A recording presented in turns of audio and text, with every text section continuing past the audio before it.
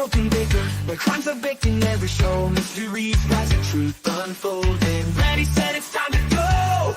We say it's time to go. Whistling through battering news, mixing stories, solving the lies. In this kitchen, secrets are broken. With a spark in our eyes. In the broken baker's kitchen, the secrets crumble like sunrise. We'll sift through clues to find the news.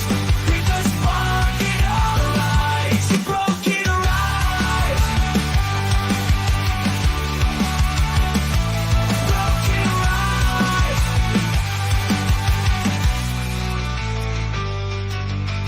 Welcome to the broken baker. Get ready. Let's go.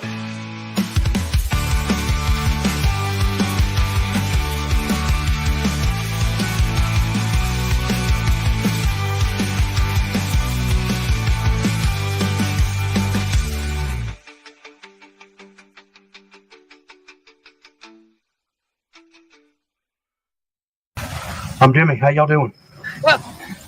The most important people in this case that everybody seems to have forgotten in this room is the jury. So we're going to take a 15-minute break and both sides take a pregnant pause and think about the jury. Let's take a pregnant pause. Good morning, good evening, good afternoon, wherever you are, whoever you are. What, if any, you might be. And welcome to this nothing. Because America has become law-abiding, ruining my business. So can you get out there and do some crime? Help a brother out. Hey, Celestial. And Penella, you live in Sweden. You couldn't do anything that would be deemed illegal anyway. Hey, Gretchen. And Harmony. Let's check out Essex County Superior Court. They don't have a YouTube channel. Helen from Holland. They have a Dr. Martin Luther King Justice building right on Martin Luther King Boulevard. Not going there, they can send a bailiff to come give me a lift. Well, seems like a nice place. I was told that... No, I'm not going to say that. Hey, Jemima. And Rianne. Calais. Monsieur Expert. Peter A. When are your painting stream going live, Peter? Hey, Tamily. Hello, Mr. Federowski. And Anne. Danny T. Greedy bloke. CJ's here. And D. Robertson. I was about to say DJ Robertson, but you're not laying down the fat beat, so you're only D. Robertson today. And of course, talking about the beats. Iris, who will beat me if she ever meets me. And unbronzed. Good night to you. Brokenhearted, hello. And the cool mountain girl is back. I know it says Colo, but you're cool in my eyes. Tomorrow at 3 p.m. Eastern, which is perfect because tomorrow I will see the Prince of the Baker Kingdom for the first time. Well, Papa Baker it is. Hello, just a duck. Closing in the Ferris trial, maybe we can check to see who convinces us just by that. Haven't they been going all day? All morning? I don't know.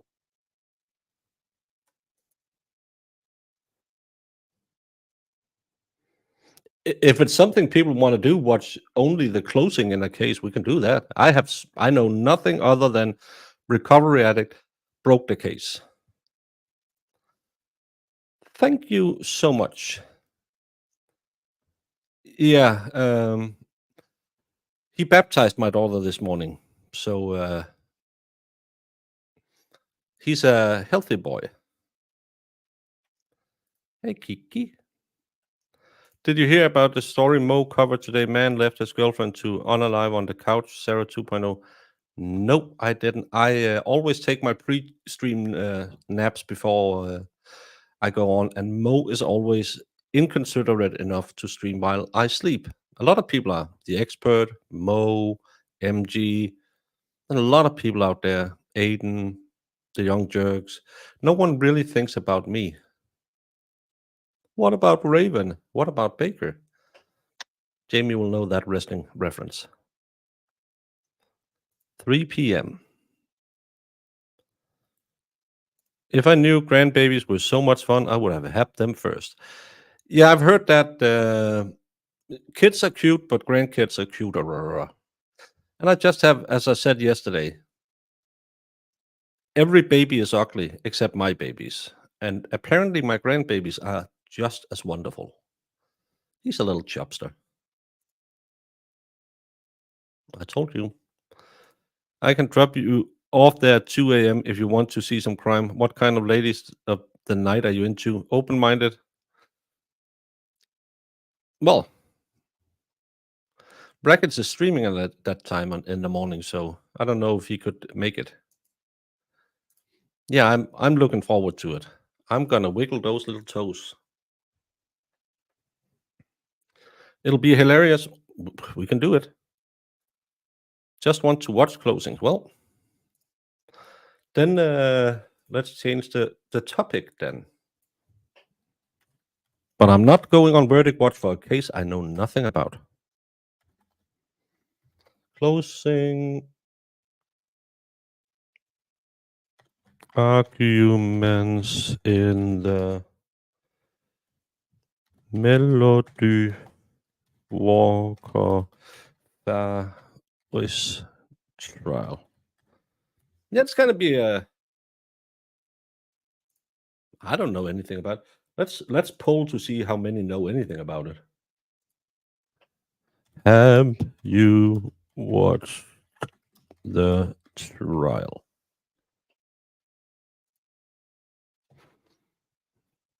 From now on, Baker only goes by Gramps. No, in Denmark we are called mother's father, so I'm gonna be mother. So I'll probably gonna go by that, and you automatically becomes it for everyone.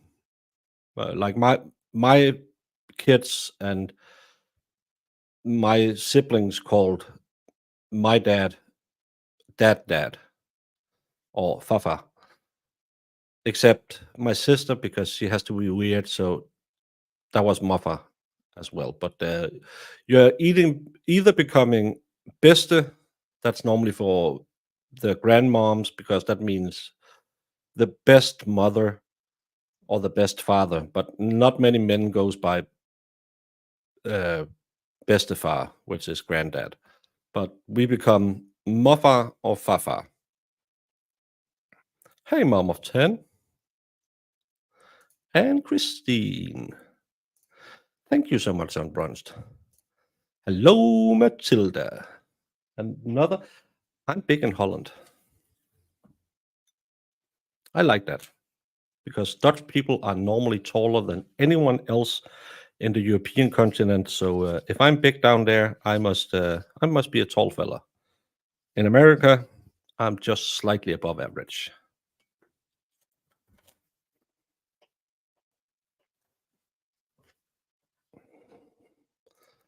Well, in Denmark, it's bedste forældre.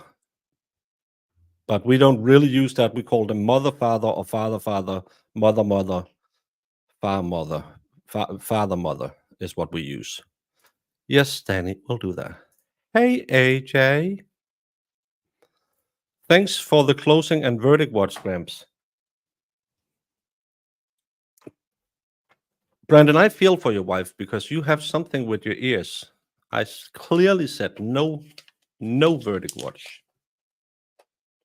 Because I'm not going to sit here for 10 hours rattling about something I haven't followed.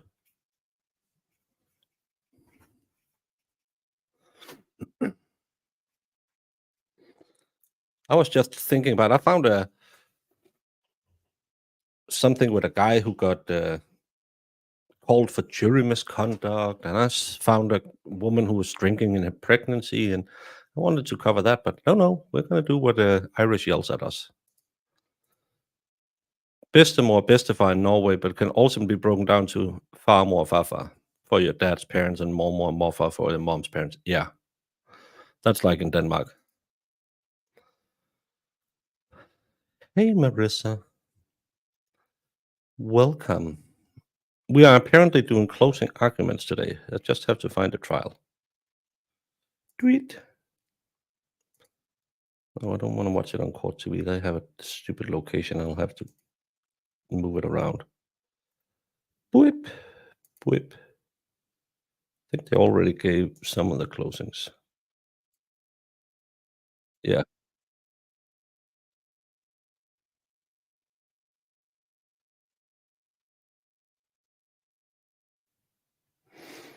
Yeah, we can do that. We can do whatever you want. Yes, that's father's mother. Oh, live on YouTube. Thank you, Jemima. I have it. Hey, eyeballs. That's not. Oh.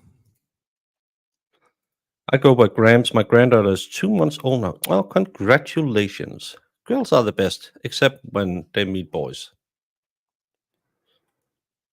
Watched a lot of Melody Farris trial, and I have no idea who done it seriously. So much craziness. Interesting.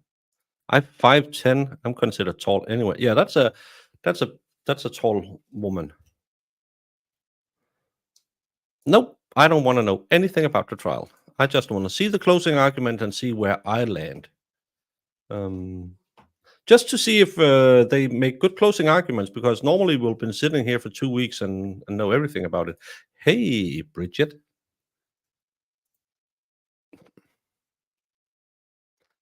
No, Iris didn't yell.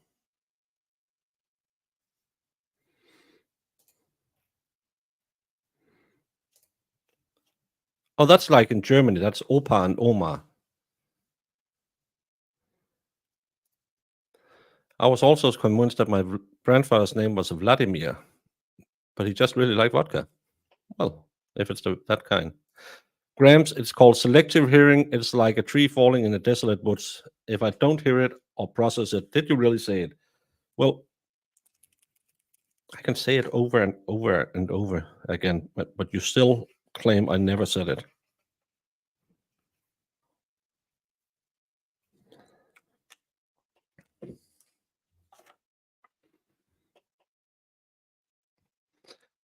The recovery addict isn't evidence.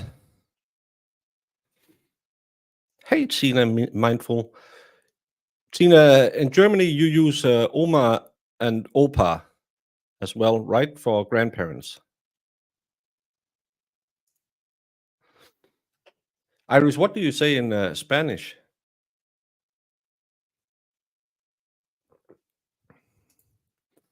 Yeah, but to get pregnant, those girls have to be touched by a nasty boy.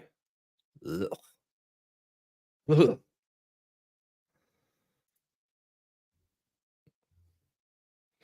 Yeah, I'll be yelling at you at if I can get up, I'll do a late night stream this morning, because I won't be streaming tomorrow in the daytime, as I have to leave my house at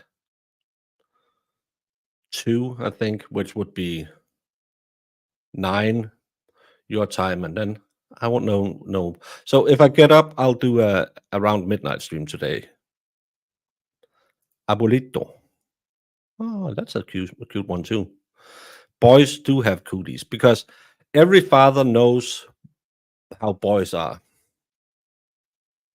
We know they ain't no good. Oma and Opa and Omi and Opi. So the Omi is for the female's parents. In Wales, it's nanny and Bampi. That's weird, because that doesn't really ring with anything. Yeah, Großmutter and Großvater, yeah.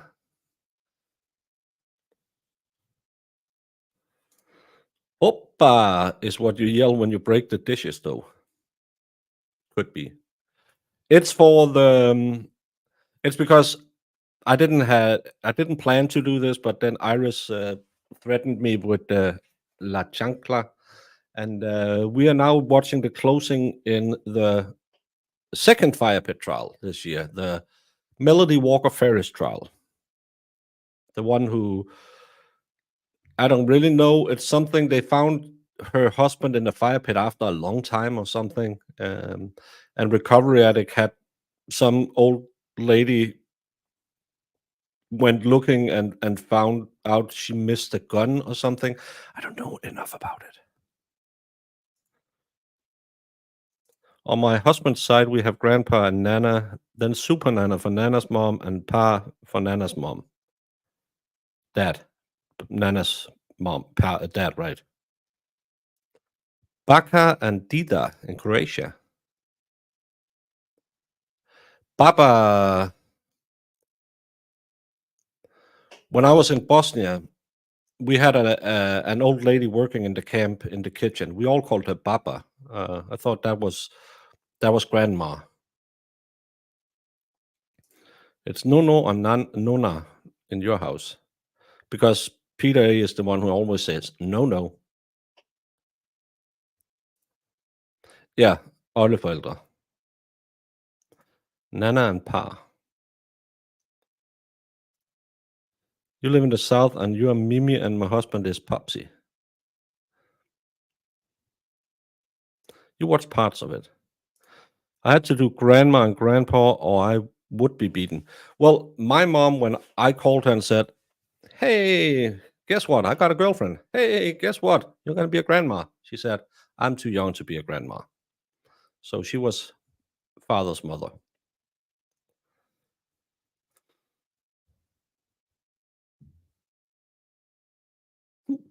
That's good. A good accordion, so you can do some clock dancing. If we say in Welsh, "Mamgu tatku." But it's it. My wife's parents was always grandparents, and only her grandma still lived. But she was called in Denmark. That's like in Norway, Olle. So she wasn't Olle. More is mom, but she was just Olle because she was the only one left. She was a nice, lovely lady. When we had our first kid, she just moved into our house for 2 weeks just to make everything clean, make food, take care of us, so we could get used to it. I really think that's a cool way to kind of get a new family started, and nothing like she wanted to do anything or say anything. She just moved in, made sure everyone was just a little bit relaxed, and you didn't blow up or get nervous or anything like that. So, and she did it with both my kids. Just moved in, stayed for 2 weeks, and then said, "Adios. Now you're started. You're ready to go on with your life." I think that's a cool way, because all the moms always come running and say, "Hey, do this, do that, do this, do that," and this one, she just, "Nah, I'm just gonna be here. What do you want to eat? I can make this, this, and this." And it was just so you can get some sleep, and you don't have to worry about, oh, there's some clothes laying there or something. She made sure everything got into a rhythm, and then she left. It was amazing, like a Mary Poppins.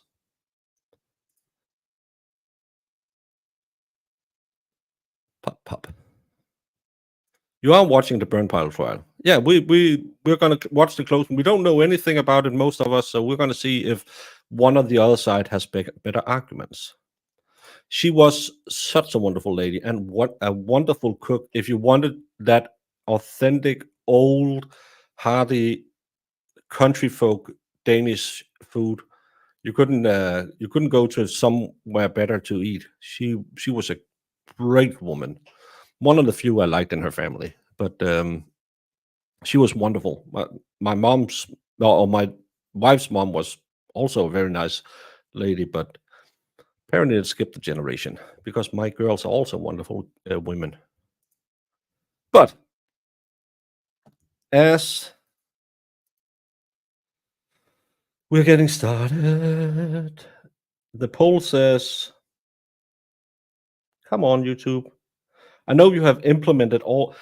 YouTube have made, I'm a grifter, but YouTube is really picking up the grift for you. Now you can make goals. I can set up a goal. It's so lame. Where I can say, I can make super chats more fun with a goal, because you will laugh giving me money to reach my super chat goal. Set a goal to engage with your audience in a new way. Once you reach your goal, celebrate with your community. So I can set it from 1 to 50 super chats. And I can say, well, I can go all the way down to the blue ones. Set a timer. I don't know. And then share how you'll celebrate. I'll host a Q&A session. Woohoo! Everyone wants to do that.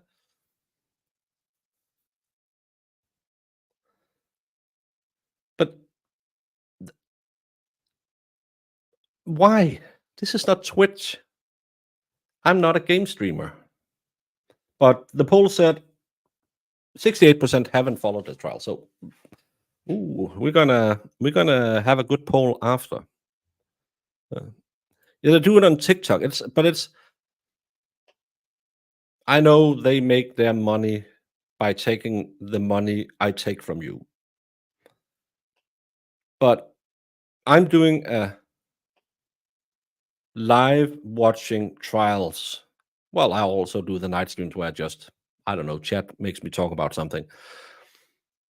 But I'm not here to sit and grift the entire time and be one of those, hey, everyone, we are so close to the goal. Did you know? We are 56 people here. We are 56 people, but we only have 40 likes. If we could reach 45 likes within the next minute, oh my God, it will be wonderful. And I know it's Wednesday. And you know what they say? Wednesday means only $5 and up super chats. And if you can send me $45 million, I will move to Tennessee, buy a Cybertruck, and start a habit. Come on, everyone. We can reach this goal today. Wednesday is crazy day.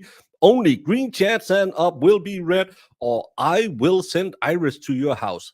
She got connections in Mexico. Come on. Let's get to 45 likes, and then the grifting will start. I hate those streamers. Yay, closings. Iris, everything for you, girl. Because, again, you have connections. Odin's Day. No, Odin's Day. Because that's what we call him up here. That's why we call it Onsdag.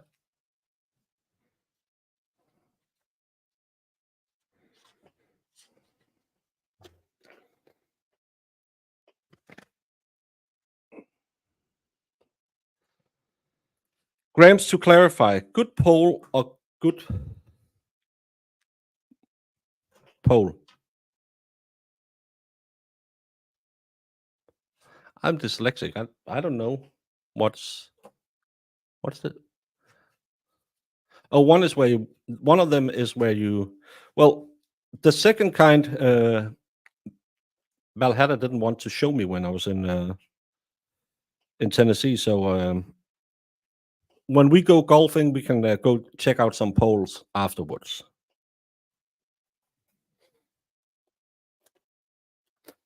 Keep the super chats running, because with only $80,000 million, you can get me back to the US.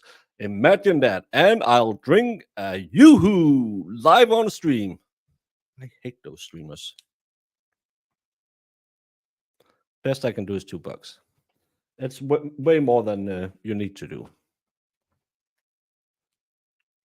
Brandon, they are green. Thank you so much. You don't have to. It was an example in how I don't like streamers that do that. But everyone to their own. I don't. I only run my channel.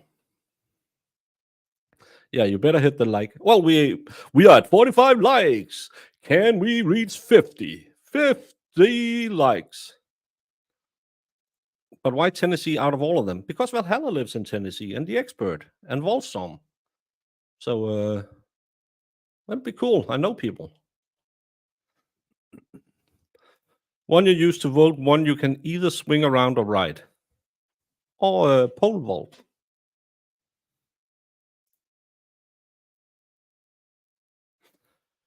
$45,000 in super chats, and Iris can be paid to go after Brandon. You could set a goal for spoil the new grandbaby fund, lol, or a swear jar. Yeah, but I can't set goals. I can set a goal that says I want X amount, but that kind of defeats the thing I'm always saying to people when they say, I'm sorry, I can't contribute. No, you contribute by just being here.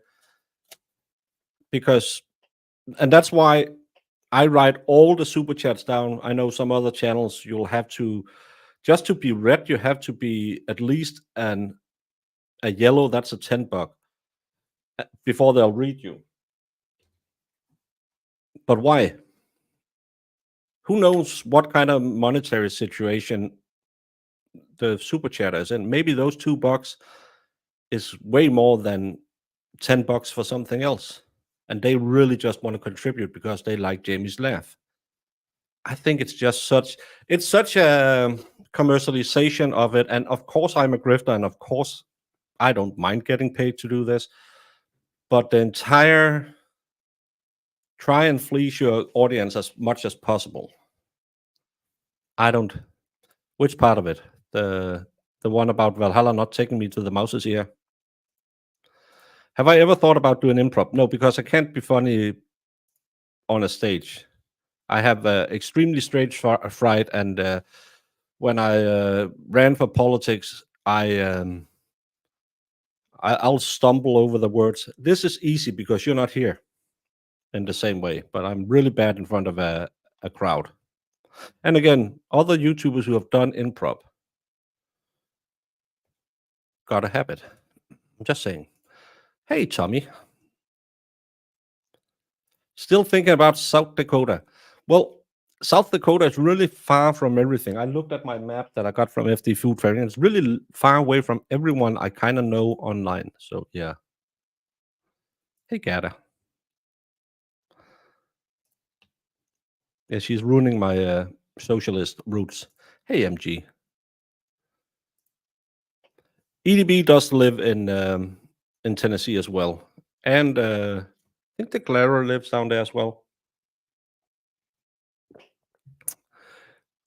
I understand. Jamie will be having her beauty on a budget soon. She had her first on Saturday. It was a smashing success. Go yell at an intern. No, I can't be, because if you think about it, it's free throwing, just kind of like Lefty. He can't be funny at all. Lots of open space in Oklahoma. Yeah, have to look at the map.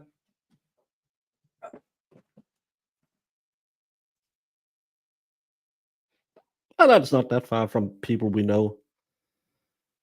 I know people in Michigan, Pennsylvania, Tennessee, Florida. Where is it? He's from Alabama but lives in Georgia, or how is it? So somewhere in that area and below this line, because it gets cold up there, and I'm leaving the cold, and above this line because that's Florida.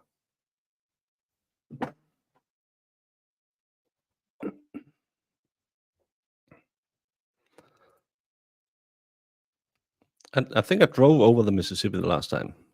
Someone got addicted to those $20 super chats, and look where it got us. Persistently stalked by Lefty. Lefty would do a lot of things for $20. There's also tornadoes in Oklahoma. Don't fall for it. Massachusetts, I don't want to spend time in prison. It's almost like you know someone who lives right next to South Dakota. Oh, yeah. the Green Bay Packers fan. Hey, crispy bacon. Tennessee is humid. Sure, it's pretty though. I don't mind humid. I mind dry heat and absurd amounts of snow.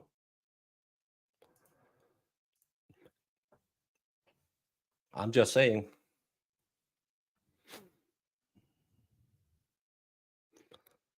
But let's get to it and see if they can convince us about what this case was all about. Because I, as I've said, know nothing about it. So all your questions will be asked by someone else.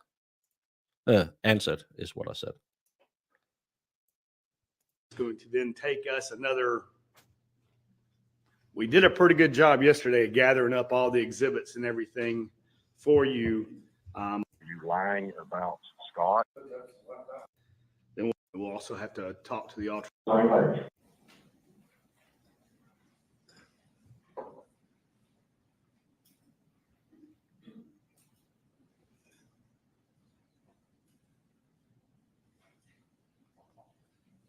Well, that's straight to the point.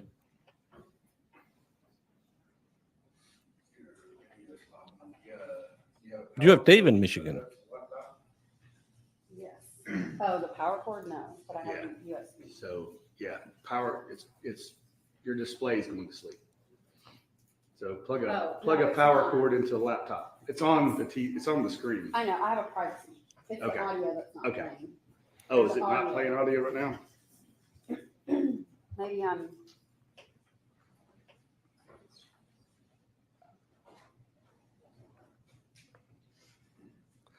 Well, some streams it gets a little hectic, so you might do stuff like that, but still, everything should be read.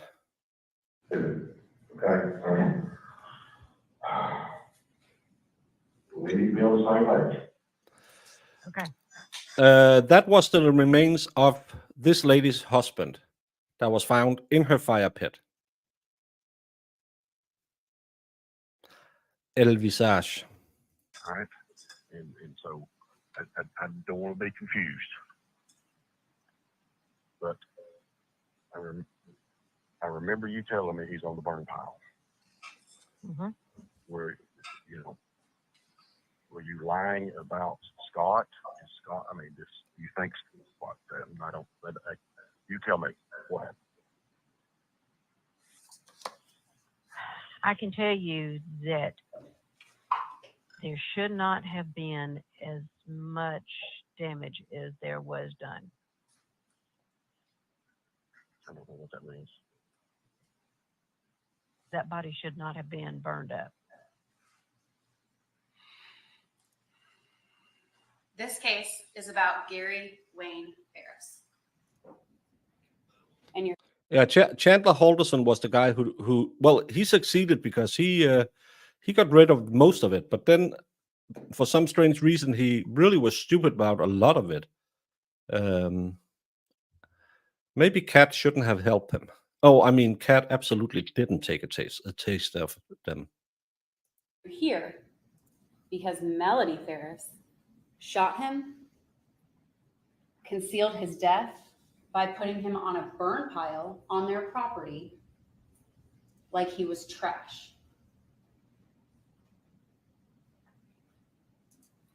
This is not a chess match or a well-played orchestra, as Miss.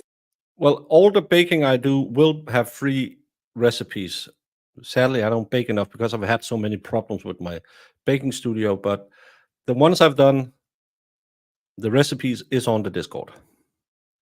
And if there's anything you want to try and you don't know why, reach out to me and I'll try to instruct you. Farris would lead you to believe. This is I don't know anything about this case. murder, and it is Getting a not drink. a game. Murder is the highest crime we have, and it is your duty to hold people accountable when they commit that crime. Murder does not happen often in Cherokee County. You are in a unique position as a juror, as a Cherokee County citizen, to make sure that remains the case. And to hold people accountable who commit those crimes in your county, to your citizens. You have heard 3.5 weeks of evidence, maybe 4, I've lost count. But today, I'm going to go over the law with you and how you apply that law to the facts and the evidence that you've heard.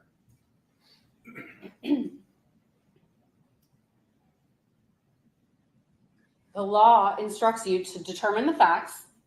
The facts are for you to determine. We have presented you the evidence, the witnesses, the exhibits, but you get to determine what happened in this case. And then you will apply the law that the judge instructs you to those facts. You are bound by the law.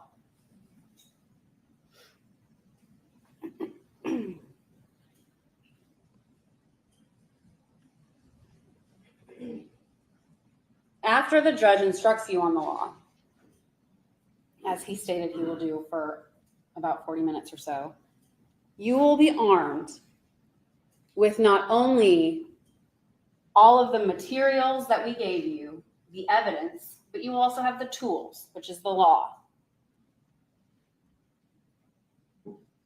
You will be in the position to convict Melody Farris. We talk about duty a lot, a juror's duty. You took an oath. The object of the discovery, the object is the discovery of truth. It is your duty to seek the truth of what happened to Gary Farris. You are not to seek doubt. All of the evidence before you points to her guilt.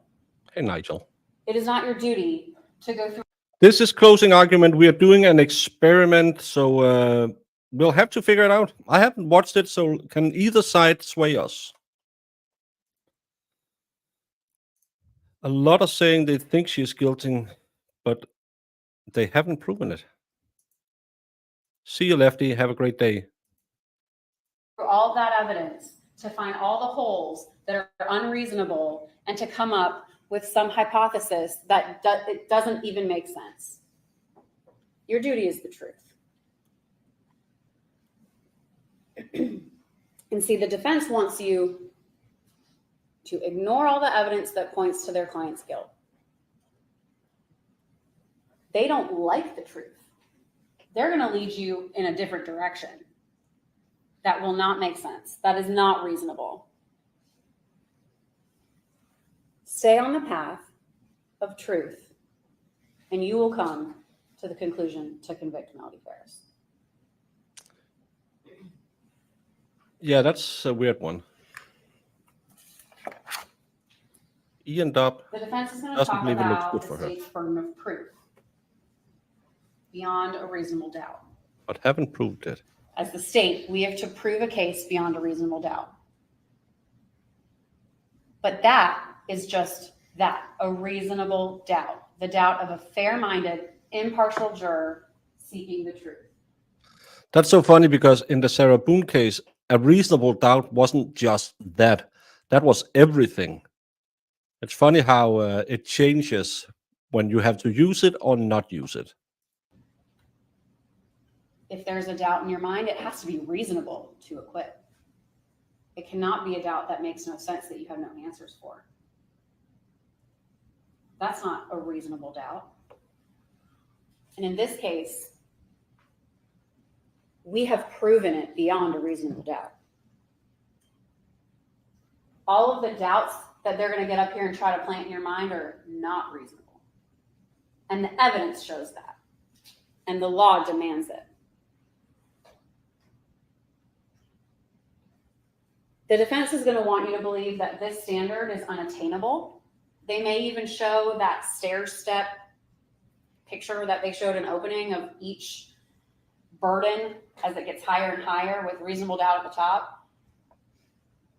You cannot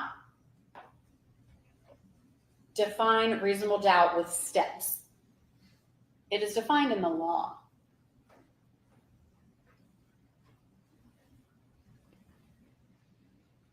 It is not to a mathematical certainty. It is not beyond all doubt. Beyond all doubt is unattainable. Crimes are not committed for everyone to solve and know about every single detail. Crimes are committed and You get down low and drag with your thighs. concealed because no one wants to be caught. That's what you have in this case. Hey, Mama Smith. No square circles. Essentially, that's what the defense is going to want you to figure out. How to make this circle into a square. We can't do that. That's impossible. The pieces fit together and they show the truth. We asked you in jury selection about your experiences in your life, things that you've been through. We are asking you to bring your common sense and reasoning into that deliberation room. Do not leave it behind. Because common sense and reason gets you through life. That's what you need to apply to this case. You make inferences, you can make deductions, and reach the conclusions based on what you know, what you've experienced, the evidence, your common sense. That's how you'll reach the verdict in this case. In the beginning of this case, you were informed that you must be an impartial juror, Scotty doesn't know, Marissa. not biased to either side. Impartiality. That's the starting point.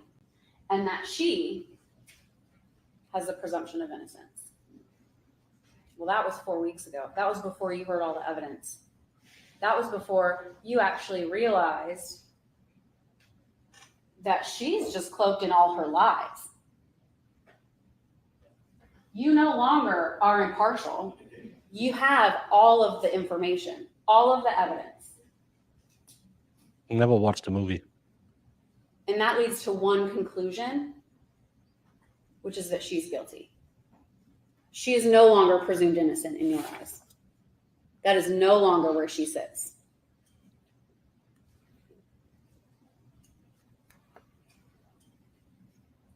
There are two types of evidence that the judge will instruct you on, direct and circumstantial. A lot of shows and podcasts and commentators, they all say, well, it's just circumstantial. Right? We've all heard that. But the law says you give whatever evidence, whatever weight to whatever evidence you want. I never say it's circumstantial because it's a hard word. There is no legal difference between circumstantial or direct. You could have the most convincing circumstantial evidence, and yet the direct evidence is just, well, maybe. Or you could have evidence that's actually both. Let me give an example. Yes, this one started the week after, actually, or 2 weeks after the Laurie Shaver case. I have been covering it while we have been doing Sarah Boone. And you know what I mean when I say doing Sarah Boone. I have a 3-year-old. And the other night, he was eating dinner at the table, and I ran upstairs to go get his sister's pajamas or something. We have a box of cookies on the counter by the cookie tin. I hate these examples. I know it's easy to understand, but your 3-year-old didn't do that. It's like those people on Twit who, because it's election time, says, I was talking to my 5-day-old kid, and they said, "Mommy, what if Kamala/Trump wins the election? Are they gonna do this or that?" And we hugged and embraced and said, "Everything's gonna be okay." No, it didn't happen. You just want clout on Twit, and you just wanna tell a stupid story in court that you made up. Your 3-year-old didn't do this. They weren't in the cookie tin, they were in the box. And I come downstairs. I'm sexist, so I will agree, but I won't do it on stream because then people will just say, "Oh, you're just going for her looks. She has a pretty face." And he had crumbs all over his face. There was a cookie missing. And so, based on that circumstantial evidence, I could infer How many? I bet that story is a story she heard in law school. That was an example used by one of her professors, and now she just puts her kids into it. This is exactly the Bradley Yawn story. Dee Dee hit me over again. my child stole a cookie out of that cookie box. I'm not going to infer that some cookie fairy came into my house and took it. That's not reasonable. But that is circumstantial evidence.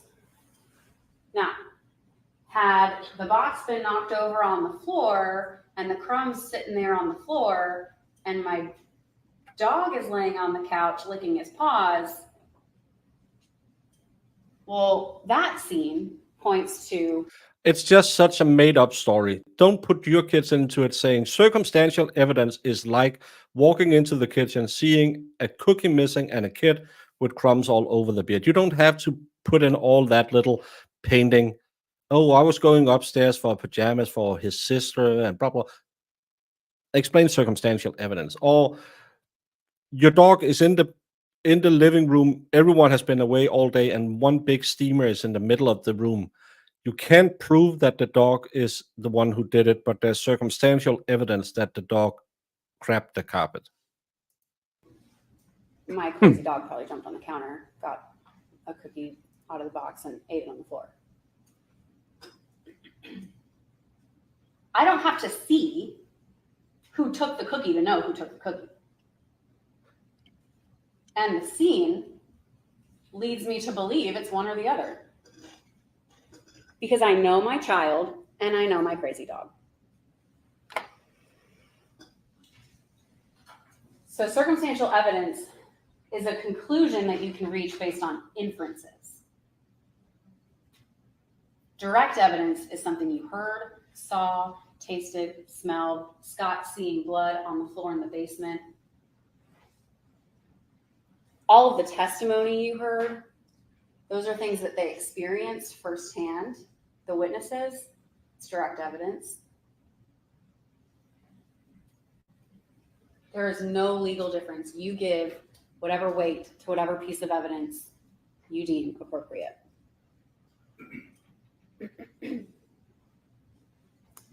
You get to determine the credibility of all the witnesses in this case.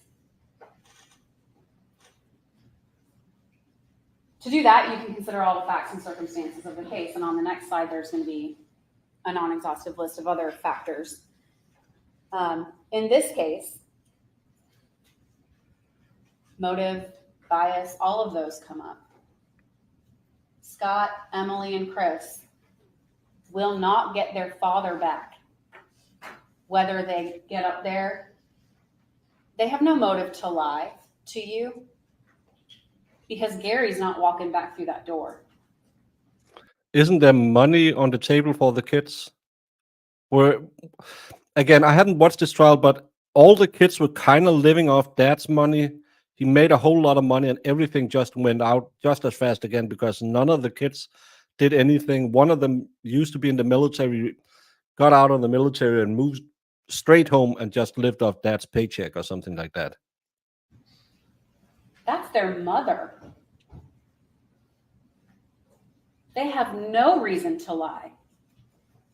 They don't want this. They don't want her sitting there. They don't want Gary gone from their lives. All they wanted is for you to have the truth. Yeah, but they would have to share it with mom, wouldn't they? Martha, That's one less. she is the epitome of a credible witness. Look up credible witness in the dictionary. It's a picture of Martha Barton. That's false. You are lying to the jury. There's no pictures in the dictionary. She loved Melody.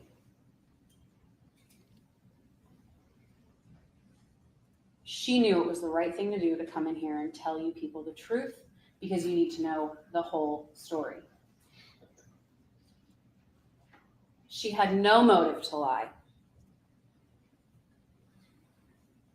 No, but I'm just poking holes because I haven't watched any. I don't know anything about this trial, but to say they have no motive is weird because they have a monetary motive. So does Melody, sure. I don't. But again, is there any money left? Because as I understood it, they spent all his money. Hey, Sue. Consider all of these factors when you're giving credibility to a witness. All of the facts and circumstances which they testify, No, it's their not manner correct. of testifying, their means and opportunity of knowing facts, the nature of the facts, the probability or improbability of the existence of that fact, the interest or lack of interest in the outcome of the case, and their personal credibility as you observe it.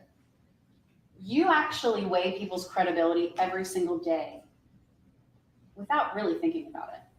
You choose who your friends are, you choose who you want around your family, who you hang out with at work. You decide that based on a person's credibility. This is no different.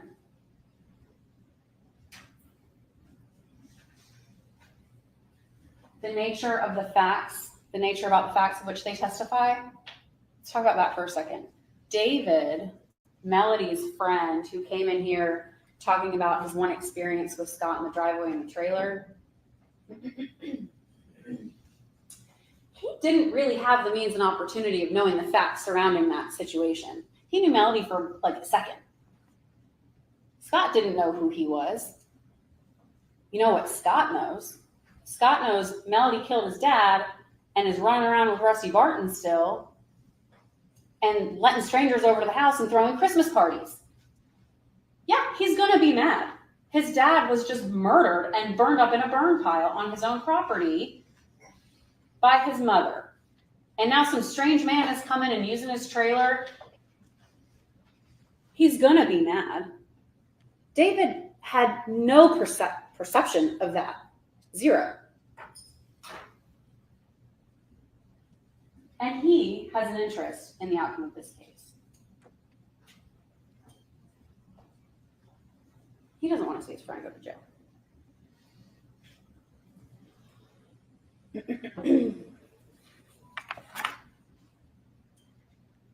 We've talked about this. You must apply your common sense and reason to decide what testimony you believe or don't believe. Again, you weigh people's credibility all the time without even knowing it.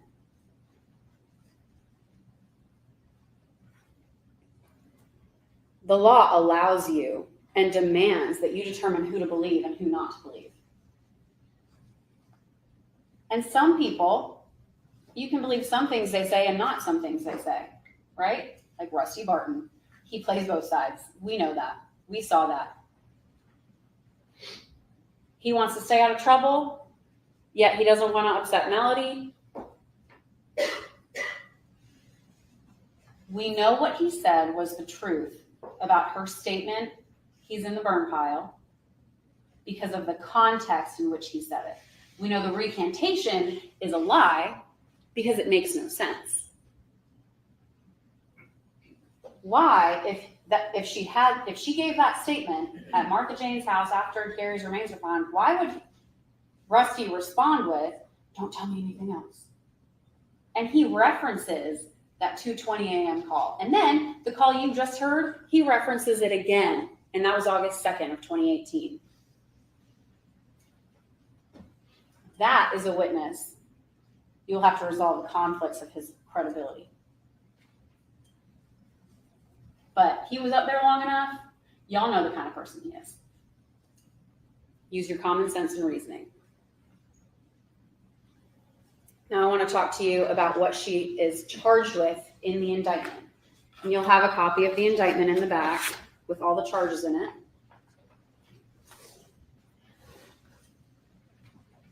I'm going to start with 4 and 5. We've got malice murder, felony murder, aggravated assault, concealing the death of another, and making a false statement. I'm going to start from the bottom and then go to more serious charges. Okay.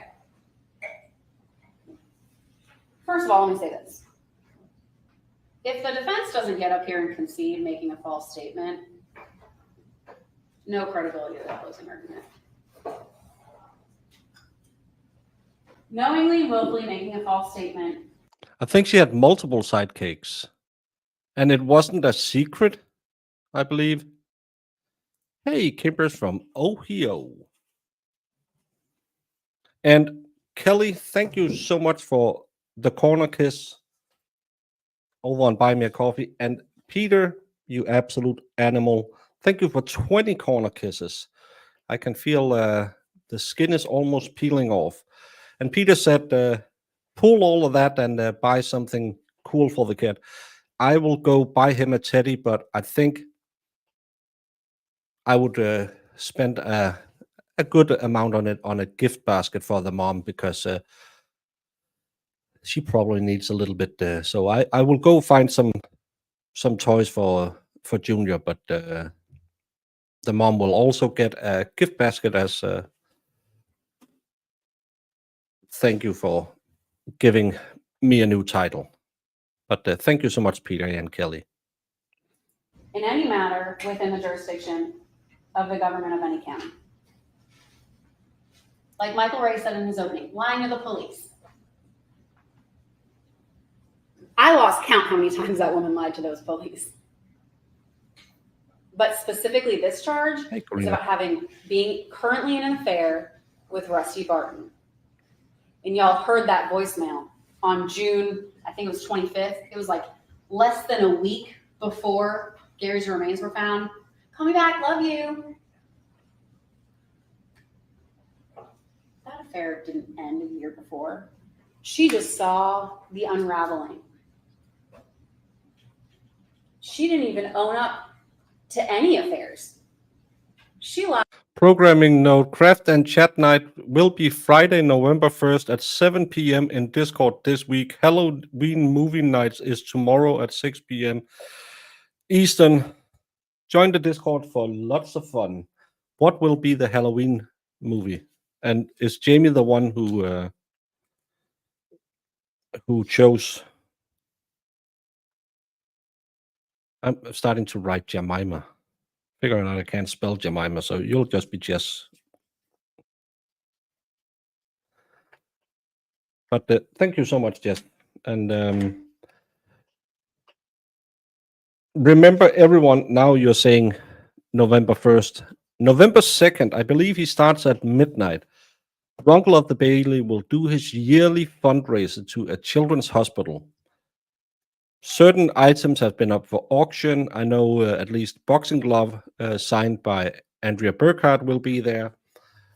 But he will be doing a 24-hour fundraising stream. So that'll be November the 2nd. So you can ease into it with Craft and Chat Night on the Discords. Maybe swing by the Expert Friday Night Live. And then at midnight, go and support Runkle and the kids, because it's an amazing job he does. Last year, I think he was the second biggest contributor to that fundraiser. So please consider it. If you don't have to pay, but just go and support him, because those long streams, they are really hard if you don't have a good audience that'll keep you going. I don't know about 24 hours. I think my longest is 11 hours, and you really start to blink. Thank you, Peter A.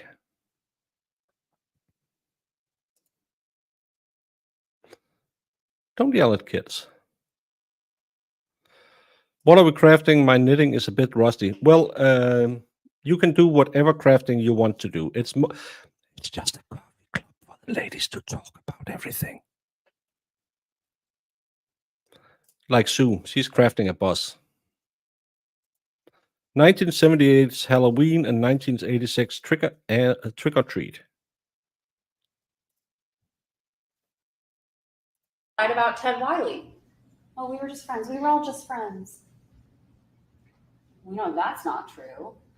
You literally left your husband and went to stay with him for a significant amount of time. And he had to take the stand and talk about their relationship.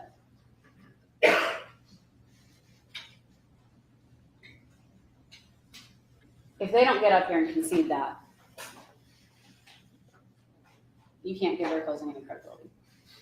Concealing the death of another. Commit this crime by concealing the death of another, hindering the discovery of whether or not such person was unlawfully killed, i.e., putting a body in a burn pile to conceal that he was shot to death. Concealment.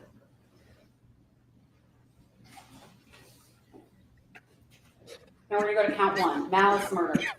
Causing the death of another person, in this case Gary Farris, unlawfully and with malice aforethought. Malice. That's what this charge is about. Malice is doing something maliciously, which means you have an abandoned and malignant heart. Malice can be formed in an instant. Now, we have a lot of evidence of malice in this case. Malice is not premeditation or anything like that. It's not ill will or hatred, although we have hatred. She despised Gary. That's no secret.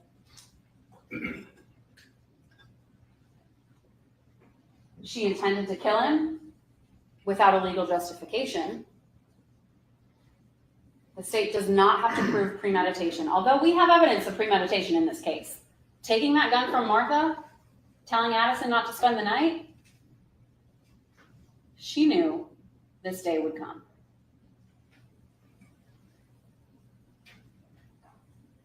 There is no required time to form malice. Like I said, malice can be formed in an instant. Every time she saw Gary, she had malice.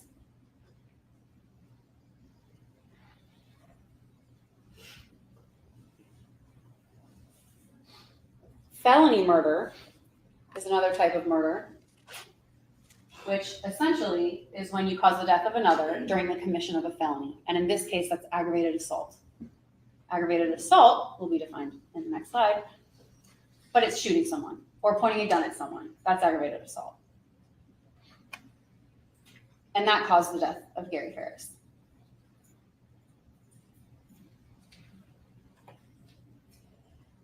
We do not have to show in felony murder that Melody acted with malice, even though we know she did. This charge does not require malice. It just requires the commission of a felony and someone. How do they know she acted with malice? She had malice every time she saw him. That's called marriage. And again, the thing about him having a boyfriend or her having a boyfriend and him, some marriages are like that, where they say, you go live your life, I go live my life, and we'll be fine. If you have an agreement saying just to protect everything for the kids and make sure that we don't have to split up everything, and having a side piece could also be, well, the marriage has ended, but we don't want to split the estate or figure all of that out. It's such a weird argument.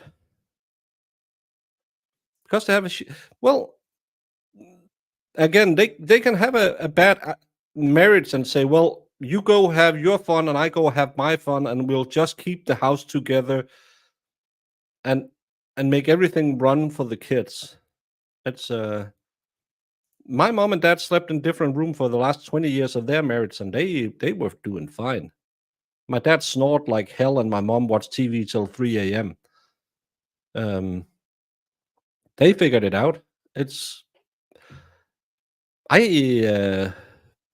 used to get up at 2 in the morning. My wife wasn't too fond of that, but we were just married, so we hadn't reached that conclusion yet. But again, it could be they were just married on paper, and then they had an agreement that they could live like this. I don't. Yeah, an open marriage. Yeah, see how much Jamie knows about this trial. Guess why Jamie hasn't been on stream last week? Because she didn't care about Sarah Boone. She just wanted to have her fun. They were lying to each other. Okay. Again, I haven't watched the trial, but yeah. After one incident, I became executor, and I just told everyone I wrote them out so nobody knows what their real incentive is to pull something like this. Life is better that way. Yeah. It's if you don't have to worry about the monitos, if there is any monitos, no reason to unalive someone.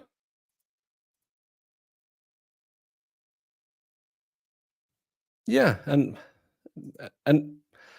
if you're fine with it, I know it's not for me. I don't know if I'm the jealous type, but I'm a one horse kind of man.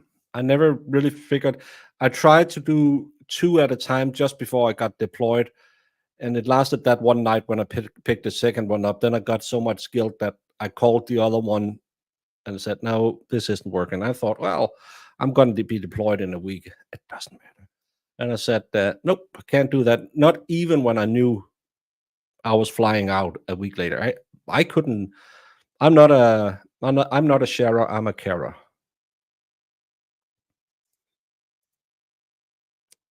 Yeah. Again, my mom and dad was madly in love till the end. Again, he was sitting holding her hand when she woke up the last time and asked him, "Do you think we did well enough with the kids?" And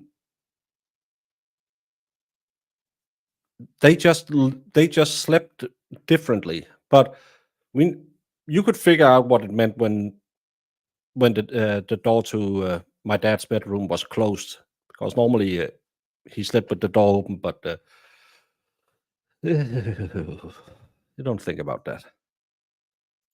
I never slept in the same bed as my last two husbands, and I like the young ones. This young one, oh my, oh my. Couples used to sleep in separate twin beds, but they are using that as the reason, is what I'm saying. Yeah, yeah. But I'm just saying. He knew she was with others, and she knew he was too. Yeah, and again, it could just be they had an arrangement, because all them rich guys who get, the guy, the billionaire who is 65 years old, who runs around with a 20-year-old, they must know that the tennis pro is working on more than her forehand.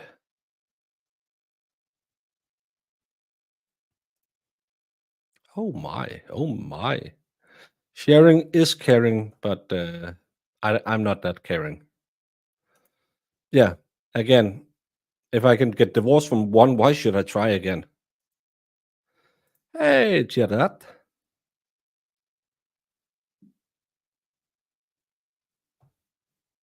Well, I don't know anything about the trial. We're just watching closing to see if they can sway us.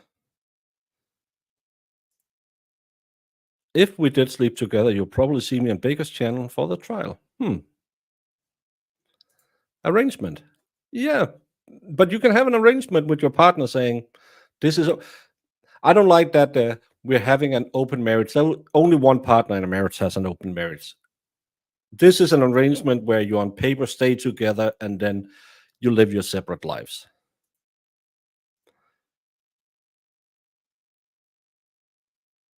Yeah.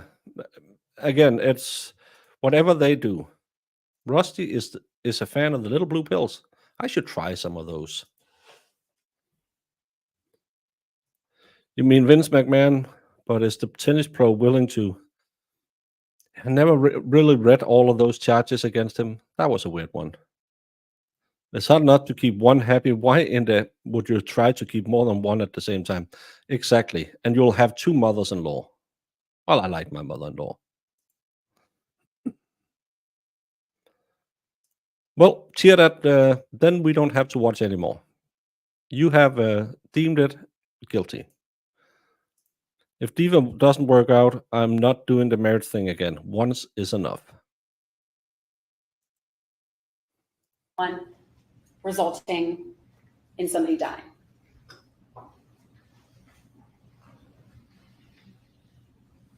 The judge will instruct you aggravated assault is a felony.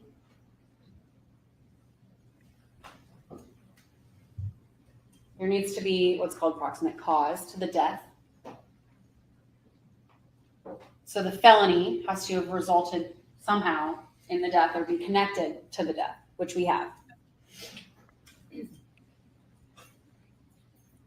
The judge will give you a definition of a simple assault. So you know what assaulted means. Assaulted another person with a deadly weapon. And he will also instruct you that a firearm legally is a deadly weapon. We do not have to prove injury, although we have that in this case. It's not required. You can assault a person by instilling fear, but that's not what we have here. We actually have a shooting and we have a death.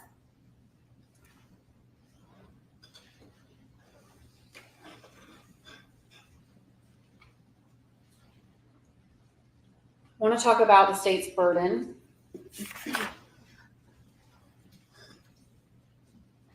Like I said, reasonable doubt cannot be measured.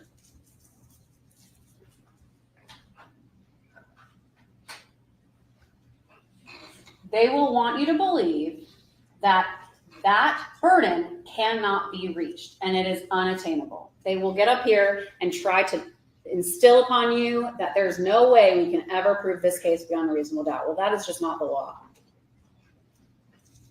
The law does not require beyond all doubt. We need order and justice, and that means we prove a case beyond a reasonable doubt.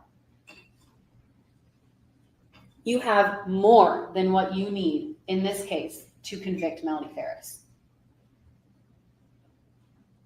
I want to talk about grave suspicion and mere presence because I assure you that Mr. Ray or Mr. Weaver will get up here and talk about how we just have grave suspicion of Melody. She was merely present at the home when he died. No. We have way more than that. A couch door. What they have is a grave suspicion of Scott, which is based on speculation and conjecture. And that's what that charge says. You cannot convict on speculation and conjecture. We can't even indict on speculation and conjecture. That's not even probable cause. Thank you, Coffee. Mere presence. Scott wasn't even merely present in the home. He was merely present at the barn. Compare the two, right? Grave suspicion, mere presence. Scott Farris. They have suspicion based on what? He's 6'5". He has a messy apartment. He was in the military. I'm sorry. Is that a suspicion these days? Do we have to suspect everybody in the military is a murderer? Grave suspicion. Speculation and conjecture. That's what they're going to throw at you about Scott Farris. That was all their defense witnesses. Well, I just didn't like the way he talked to me. Well, I'm sorry his dad was brutally murdered by his mother. I think he's allowed to be angry. But Melody, we're here because Melody is sitting in that chair. And we have proven beyond a reasonable doubt that she is the one that murdered Gary Farris. I was in the military too. The judge is going to instruct you on what impeaching a witness is.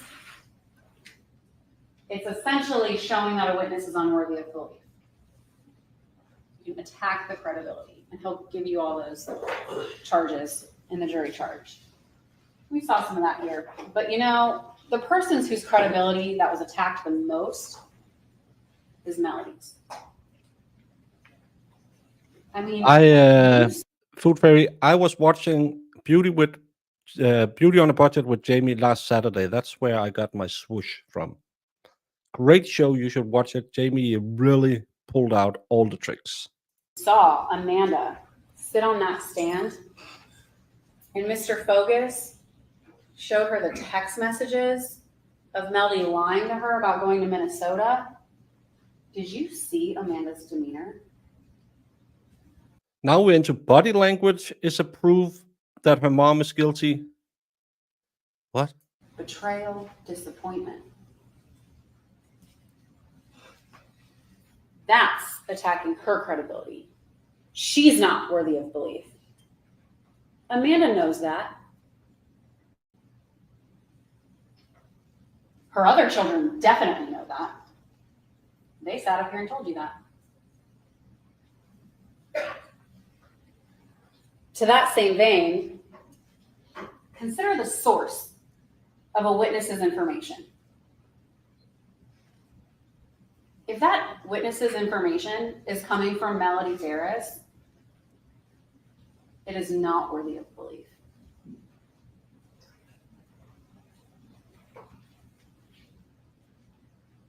That's how you impeach someone.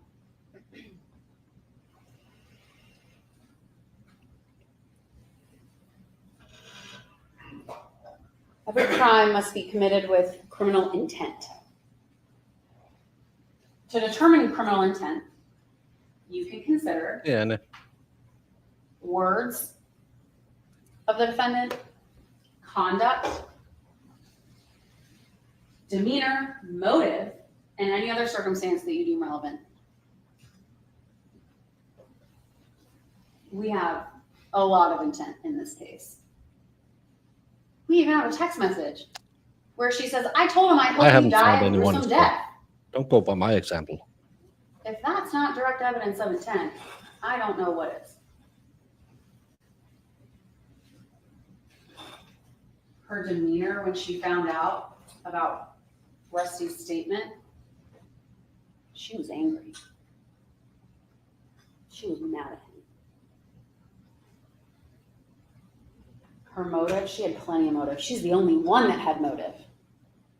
I've said this. She despised Gary. She hated that he was giving away their money, her money. That was the main motive. Rusty was a bonus. She was mad about that money. And you could tell that was her motive because after the offense, she was on a money hunt. It was all about the money. We'll get into that in the next close. Telling Addison not to sleep over, she had criminal intent that night to kill her husband. And she, one, didn't want witnesses. Two, never told her grandkids that they could not spend the night.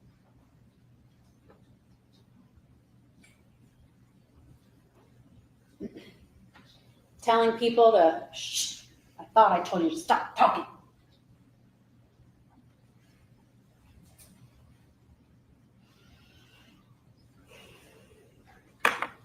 You shouldn't get any ads midstream because as long as, well, I only get paid for putting ads in the beginning and the end of the stream. On the rewatch, sorry, it'll be like everyone else. But I don't have ads running during the stream, so you just paid YouTube because I'm not getting money for that.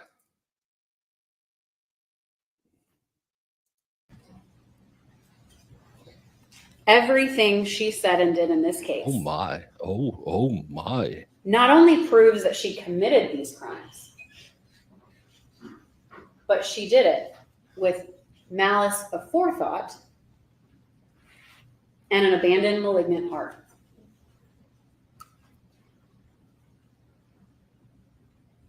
She stood to inherit all of his money. She burned the remains of her husband for almost 39 years in the hopes it would look like an accident.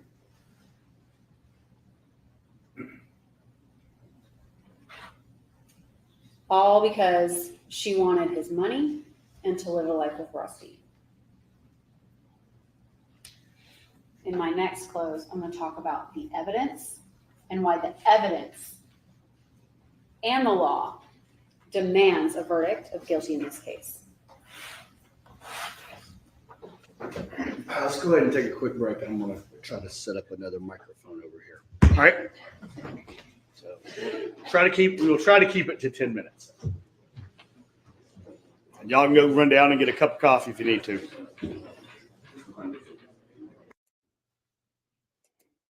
Give you a proof.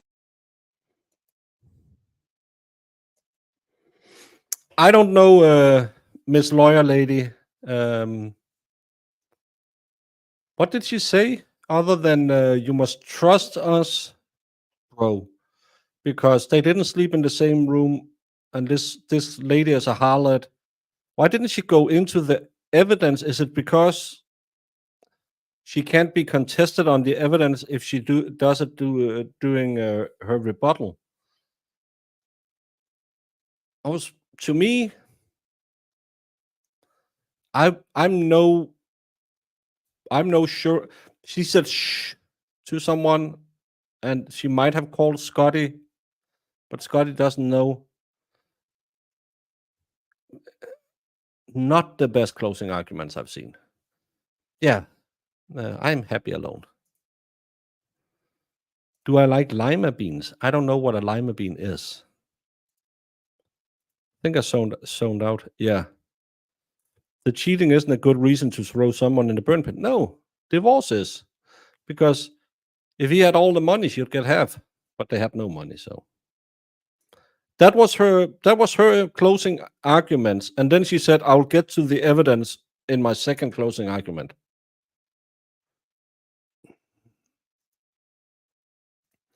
Yeah, and open windows in the lavatory. To me, I'm not sure what even happened. I know a guy was found in a fire pit, and she must have done it because she had the opportunity, and they didn't like each other because they had a bad marriage. That's kind of what I got out of. I don't know how long she talked. She talked for. Oh, I have to do math now. From 2 to.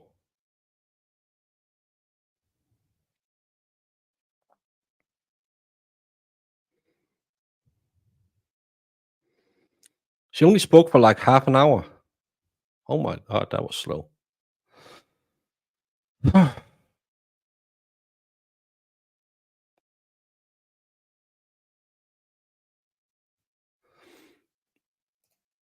I'm sorry for you. Yeah. Breaking up is hard to do. Don't take your love away from me.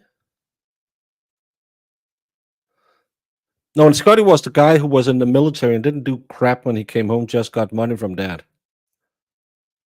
Communal property. Some things just oughtn't to be shared.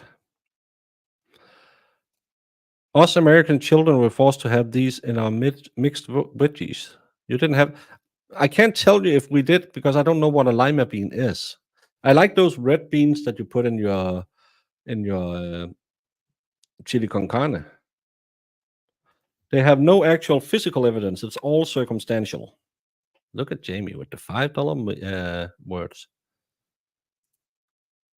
Lima beans are always picked out of those mixed veggies. The blood on her shirt and shoes were her own blood. Orton, isn't that negative? Should not. So what's a lima bean? I'll have to Google that while we're going to closing. Kidney beans. I know those because that's the. Corey, go ahead. May it please the court, opposing counsel, ladies and gentlemen.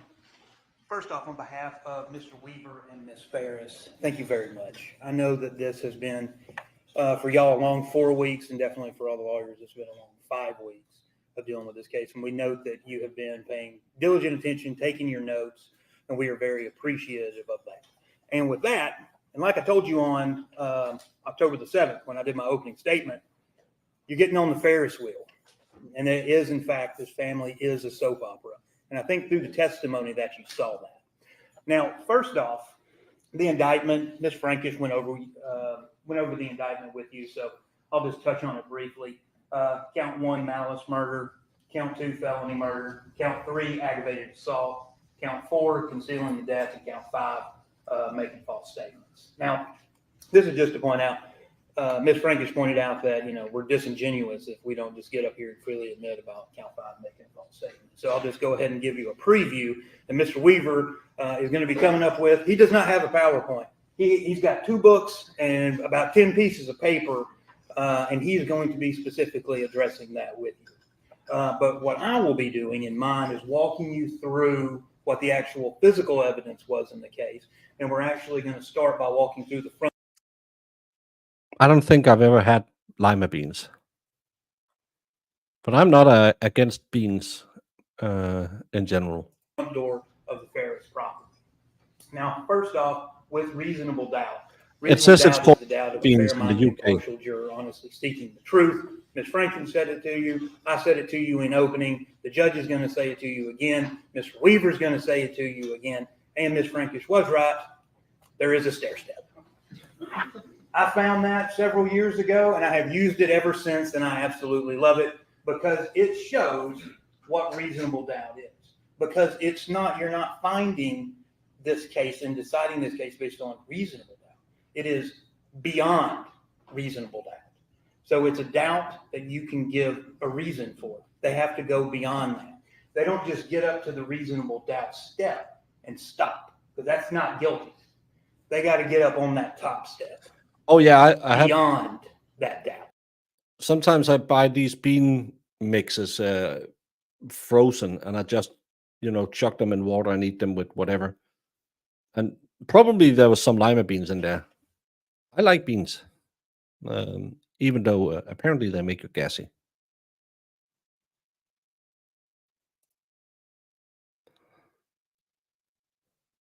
Looked like the baker had a low standard of proof. Mm-hmm. And it is a long burden. Look at all the stairs, no evidence until a reasonable suspicion, probable cause, preponderance, clear and convincing, reasonable doubt, and then finally beyond reasonable doubt. They have not come even close to beyond reasonable doubt. The state has introduced a case to you and spent 4 weeks presenting evidence, and it is so full of holes. I thought that was what's it called? The Japanese ones, the soybeans. I like those too. My graphic was on the butt. Oh yeah. Well, I'm easily persuaded. And we're going to go through all of those. Remember I told you about when John Luke and I were getting I like chili beans. And he had kind of hit a wall that day. And he was like, edamame, yes. done. Can't listen to any more interviews. There's so many hours and hours of interviews in this case. He was like, I'm leaving. And he went to the drugstore close to our office. And he was just talking to the clerk there. And she said, well, sometimes the Grace questions go unanswered. Came back in rejuvenated the next day. We're like, hey, we got a theory, because we do have a lot of unanswered questions. So what are just some of those? The questions that have no answers in this case. How about the easiest one? Where was Gary shot? All right, if you remember from that drawing from Dr. Gooding, and I'll show it later, he could have been shot here. But she also said he could have been shot here. They don't actually know where he was shot. They don't have an entrance wound. They don't have a wound pad. They don't have an exit wound. And in fact, and I'll go over it more later, Dr. Arden stated that the bullet is lodged in the soft tissue, never entered the body cavity. And that fact, that bullet that they found in the burn pile, there's no way that it would cause death. It would cause some bleeding. He said it could possibly bruise the lung. But in his medical opinion, it's impossible that that bullet caused the death. How was he put on the burn pile? This trial started out, it was a week of establishing the fact that they have a tractor. And there are now hundreds of photographs of a tractor and an RTV. But how did he get on there? And we'll go through what the tractor and the RTV shows. Where is the gun? No idea. How about where are the bullets? No idea. Scott's odd behavior, and I'll talk more about that shortly. How did Gary even die? And that ties into where Gary was shot. You heard Dr. Arden say that he would have to say that the manner of death is undetermined and that the cause of death is undetermined. And he said that because that was his medical opinion. And he was very clear in stating that I am saying this because I just do not have the facts. And I have not been given the facts. And the state hasn't shown me the facts to be able to make to a medical certainty of what the cause of death was and the manner of death was. And there are countless others. And we're going to be going through several. So, walking through the crime scene. This is the front door of the Farris home. You'll remember from talking or from the testimony of that point in time, he was an investigator. Now he works at the school. Shaw. You remember him. Shaw stated that he was brought back in.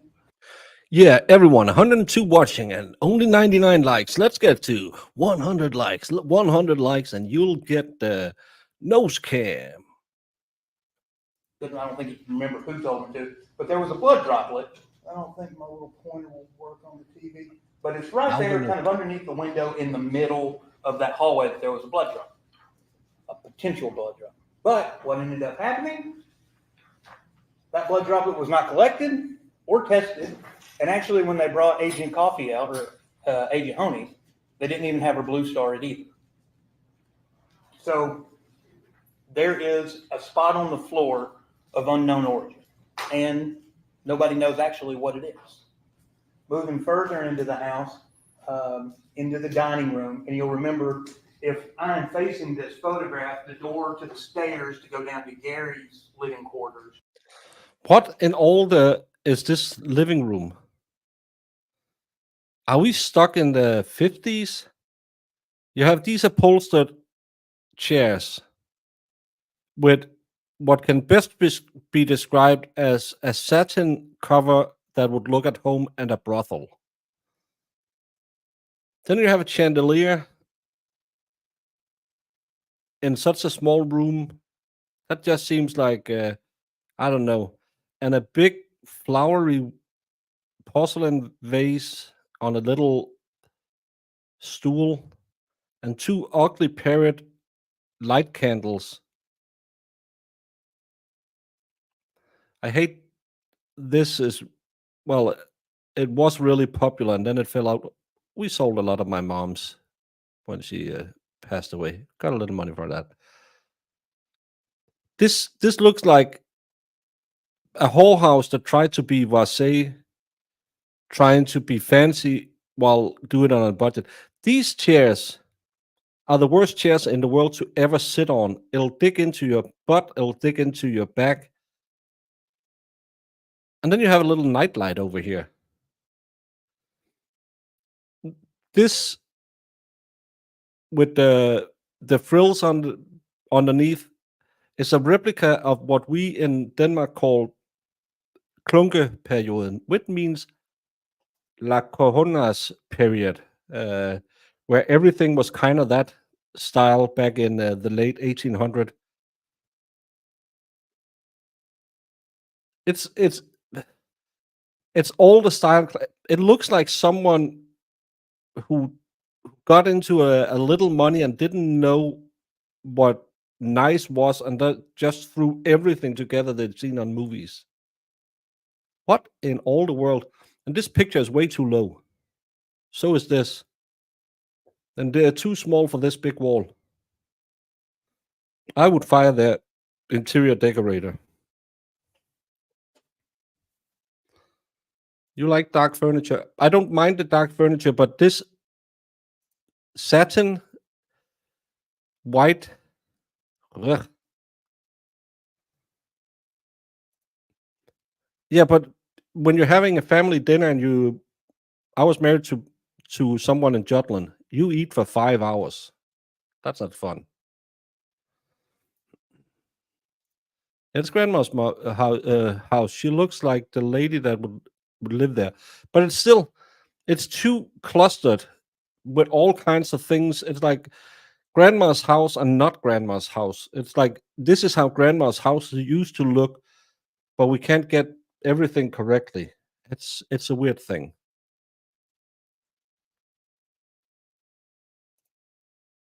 Well, you need to eat. Jamie, you're weird. Hey, Silver Fox. Glad that you're home. Hope everything is going better. House looks like something from Resident Evil. It's called Louis 17th. Sorry. Well, he was the guy who got. No, did they ever get to Louis 17th? Didn't they only get to Louis 16th? He was the guy who got a little bit shorter. Louis 14 was the Sun King. Do I have my French monarchs right? The basement is gorgeous. It's the same if you've ever been to Graceland.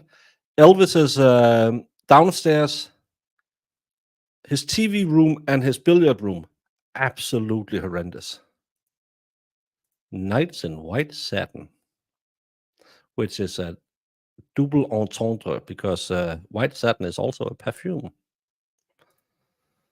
Next up, house decorating on a budget with a Dane. Well, I just go to IKEA because hell made all of that furniture to haunt us. No, I need to eat. I'm not jealous. I like very minimalistic. I'm Scandinavian. We are minimalists. Yeah, but I like to, when we have eaten, the kids go to the sofa and watch TV or their tickety talks, and we sit and talk about what's going on in our life. That's the hygge part of meeting with the family. You have your coffee, you have your cake, throw the kids away so you don't have to listen to them. And then you just sit and drink coffee and talk and eat cake. The picture is low because they made it that way. Everything is actually bright white. Oh, the color in the picture. Okay. I would never have a chandelier though. The dusting isn't worth it. No, it's such a, and with those artificial candles in it, it's something that you had in the 1930s to look fancy. My parent had one room you can sit in if it's a holiday, and the other room where you put expensive crap furniture nobody can sit in, called the living room. I had a buddy of mine whose mom was the same. We couldn't be in the fine living room. They only used it for Christmas and birthday parties. Why? Well, that's why we keep the good furniture. No, it's old crappy furniture you inherited from some grandma. That's horrible to sit in because we are taller and fatter now.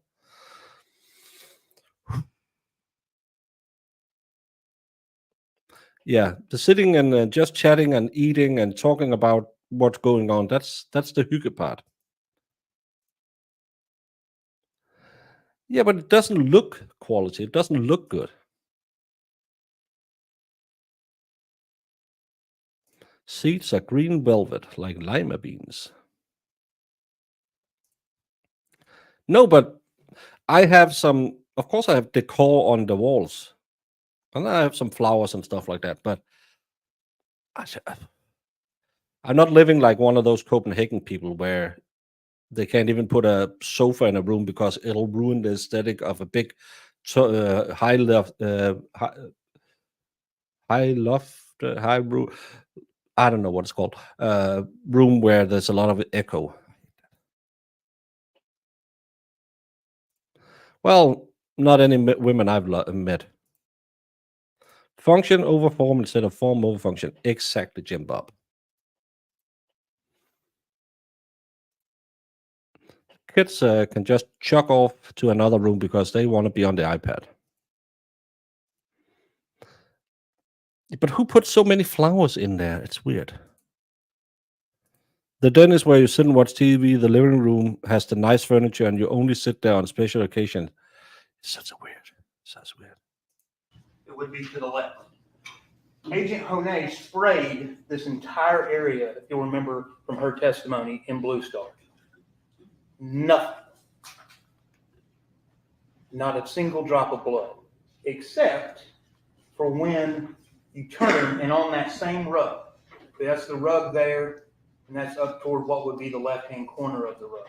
There's a single drop of what she said is possible blood because it reacted to the Blue Star. I have family photos all over mine. Wasn't collected, wasn't tested. I asked her, I asked Shaw, I asked Stewart, can you take that, can you cut it out? Can you swab it? Yes. Have you ever done that before? Yes. Did they do it? No. They didn't do anything. They literally took a photograph of it and said, well, good enough. And you're going to hear a lot of that in this case. It all seems as a lot of good enough. And actually, they came in and they're sitting on the front there, which is perfect. Because a lot of them, if you heard us when we were questioning them, it's like, why drawings made by didn't you do that? my And nephews what's and the nieces, answer? and I wasn't asked to. over Well, there's my kids and my family wall. When you're the government and you're investigating a Off of the murder, walls. you should have some decency to actually take initiative in this case, especially if you're going to accuse a woman of murder. But they don't have any initiative. In fact, they had Kuykendall over there standing next to a tractor at 8 o'clock at night for no reason instead of actually investigating. Shrimping is good. They abandoned. Of course, Hayes ain't Neil. getting off the hook that easy. But that Lemon. sheriff's office, they abandoned Hayes. Great. They went out there and they investigated that crime scene and they left, and then they just said, Hayes, you know what? You're the lead. It's on you. Figure it out. And just left it. That's why Pope had to go with him to Tennessee. He don't even work for the sheriff's office. He's an investigator with the fire department. And he goes all the way to Tennessee to. Is it real that they kept the plastic? I've seen it in movies and thought, I'd got to be a joke. Well, that's the good thing about IKEA furniture. You can replace it right at you. I need to do something about my couch because that's really crappy. The best part recently was when they were doing construction and kicked the back of the house out. My mother got a grand piano, and recently she wanted to get rid of it, but there's a giant hole now. Grand pianos is a good idea in pictures. Interview Martin, Martha Jane, I believe, and also Rusty Barton, because he was left. But so there's no initiative. Agent Honay says, when I asked her, did you collect it? No. Why? Nobody asked me to. No initiative. Here's the other buzz spot, and this is two separate photographs. One on the left is essentially how the photograph is taken if you just took it while we're standing here today. The second one is you turn off the lights, and you remember with Shaw how you got to manipulate the lights, and then I did the whole thing about instead of taking a photograph and manipulating it, why don't we just set the stage in the house to actually be able to show the luminescence of the Blue Star actually on a photograph instead of manipulating the photograph to maybe see the Blue Star. So that one's been manipulated, but that's fine, because what did Honay say? It reacts like blood, but it could also be something else. Because remember, I went through with her different types of food that can react to Blue Star, different type of chemicals that can react to Blue Star, different type of minerals that can react to Blue Star. So she said, I don't know what it is. And also, did they sample? Yeah, I heard you worked for a really crappy boss before, so good job. Collected? No. So essentially what we have here is a photograph of something that proves nothing. The stairs were the same way. I was going to go in, put in the Blue Star on the stairs, but, not just going to sit here and beat a dead horse. They didn't do anything with the stairs. They said, well, there looks like blood. Well, we're not going to collect it and we're not going to test it. So good enough. Now the downstairs, we actually get some investigation going here. You see from 1, 2, 3, and 4. You heard with the GBI that essentially we were calling 1 and 2. That's EM1 and EM2. And that's just EM was evidence marker, so 1 and 2. Now, those blood droplets are the DNA, blood DNA of Gary Farris. That is proven. That is a fact. 3 and 4 were not collected nor tested based on the testimony of Shaw and Thrasher and Hayes as well. Side by side, up close comparison of EM1 and EM2. You can see the blood droplet of EM1 is a centimeter, a little bit smaller. EM2 is those tiny, substantially less, less in size than a centimeter, 3 little droplets. Now, the basement. We talked a lot about the basement. So I just put that in there from a backed away perspective of this. You can see there where the arrow is, that's about where EM1 was. It's essentially at the foot of that wooden spiral floor lamp. The projectile that was found in the basement is in between the cushion and the chair. And there's a close-up of the projectile. Now, here's what's interesting about the projectile. The projectile, they testified, did have DNA of Gary Farris on it. And I believe that they actually tested a piece of skin. That's what the testimony of that was. But look at that bullet. It's in a very peculiar spot. According to all the witnesses that testified, there's no impact marks, there's no bullet holes, there's no nothing. There's no marks on the ground where this bullet landed or anything like that. And then when Honay got on the stand, because remember she blue starred the basement, and also with Kuykendall, since he's the one that found the bullet, no blood found around that bullet. The only blood is EM1, 2. That's the only blood in the basement.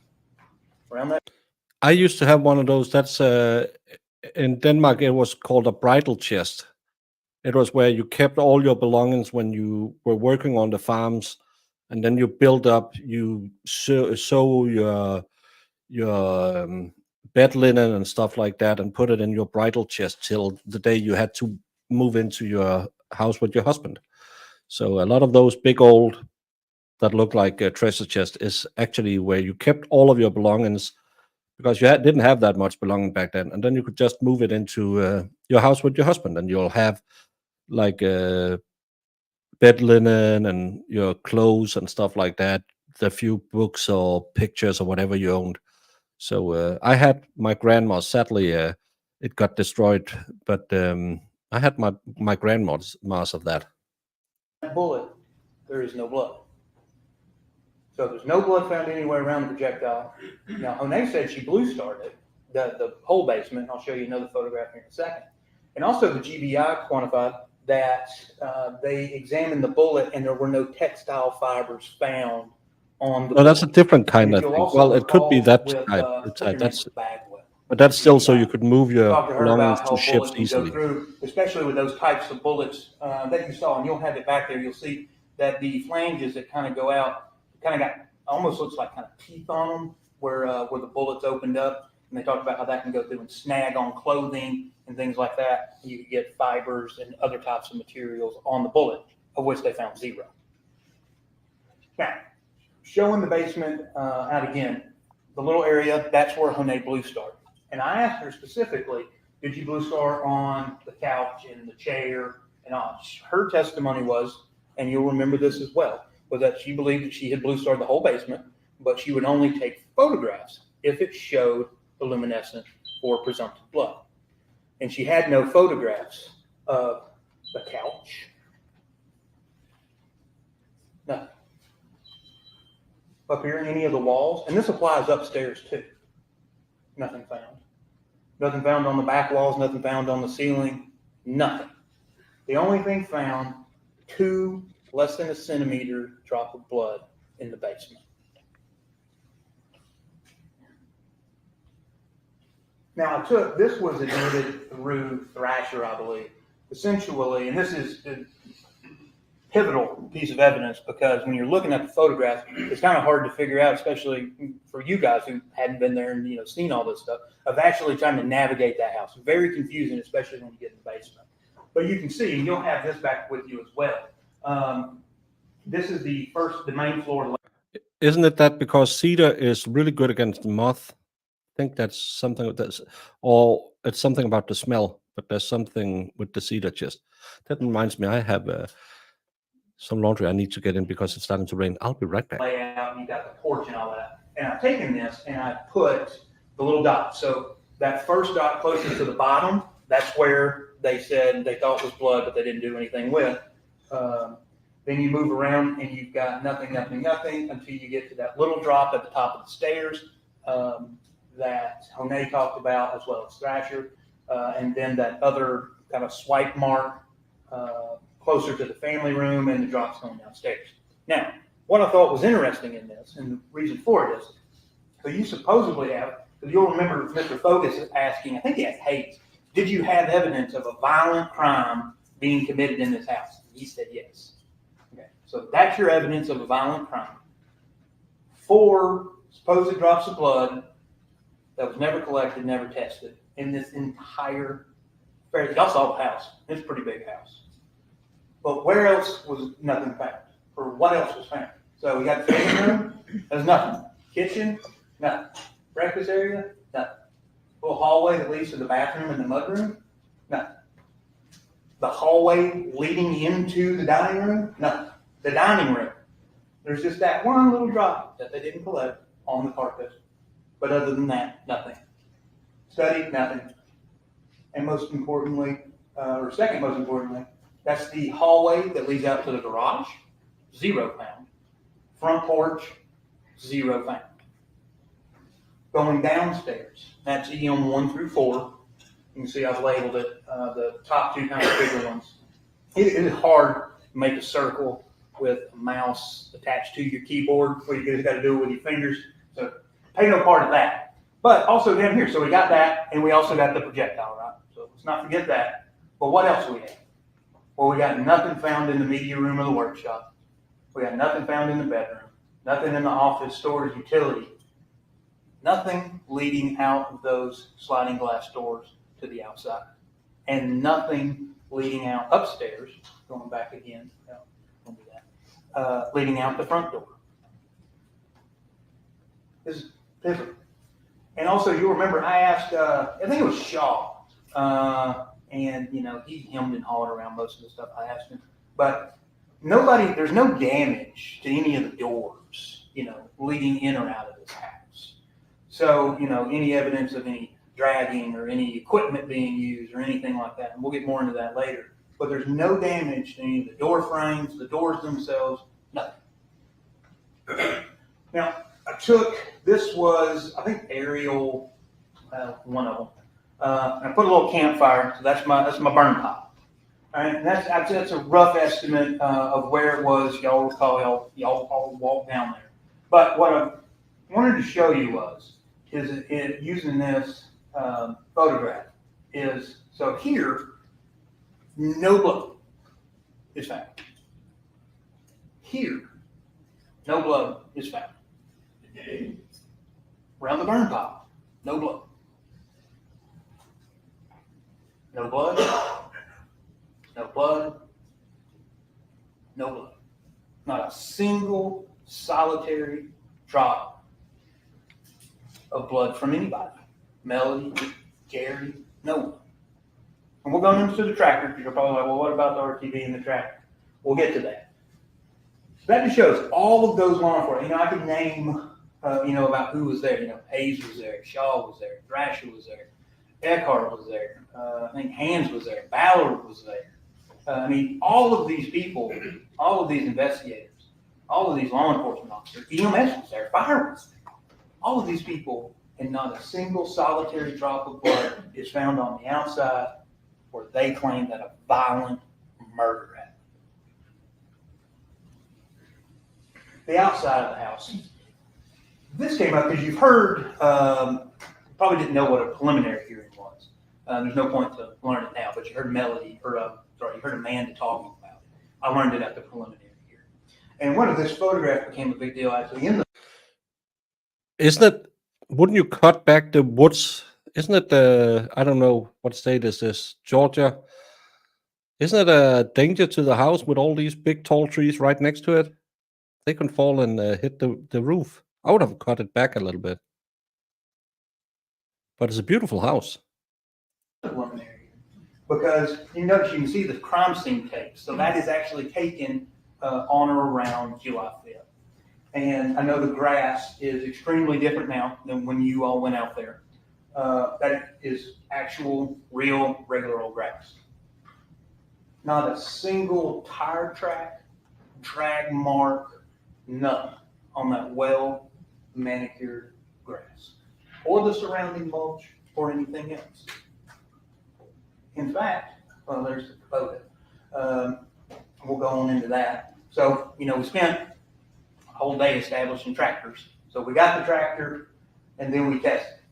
Or actually, Doll stood by with it for some reason. I think Stewart actually found the photograph on the left. That's the blood drop that was Gary's. That single, solitary, tiny little blood drop on the step. Because if you actually look at the tractor, there's no step on the, what would that be? If you're standing behind it on the right side, there's no step. So this is the left-hand side of the tractor, and that's all it is. Now the other photograph, that's the Blue Star photograph that Hayes and Shaw took when they actually took the tractor and the RTV over to the sheriff's office. And they said that this was, well, number one, it wasn't collected or tested, running theme we have here. But they said that was indicative of blood because it illuminated. But then, out of nowhere, I've been here for 4 weeks, and then we call the chief deputy. I didn't know it was the chief deputy. Thought he was still a captain. Found out he's the chief deputy now. We got promoted. Found out, why did you call in the GBI? And I was going to ask him that anyway because he was the head of CID, so he had to be the one to approve it. And what did he say? But our Blue Star expired. So there's now evidence that the Blue Star that they used in this investigation was actually expired, and that they believed that it was necessary at that point that they needed to call in the GBI to do Blue Star testing because they didn't have any that wasn't expired. Nobody told you a single word about that, and all of the testimony about Blue Star by the sheriff's office until Pinion came and said, Yeah, it's a stupid thing to say that, oh, there's blood on the farm equipment. That must be from an unaliving.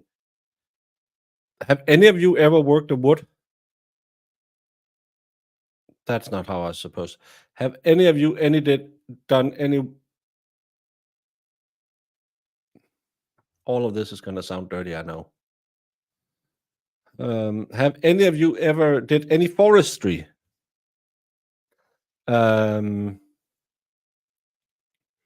If you get nicks and scratches all the time when you're in the garden working, then riding around with this big forest, moving logs or something, you'll get scratches all over. I bled all over everything. If I disappear, my husband will be in trouble. Yeah. So, yeah. I can guarantee Danny T has blood on her tractor. Well, that's because she makes a big problem smaller. No, and again, farm equipment will have, I bet you they'll have a higher likelihood of have blood on it. Who hasn't nicked himself with a screwdriver or with a box cutter or something? That's yeah.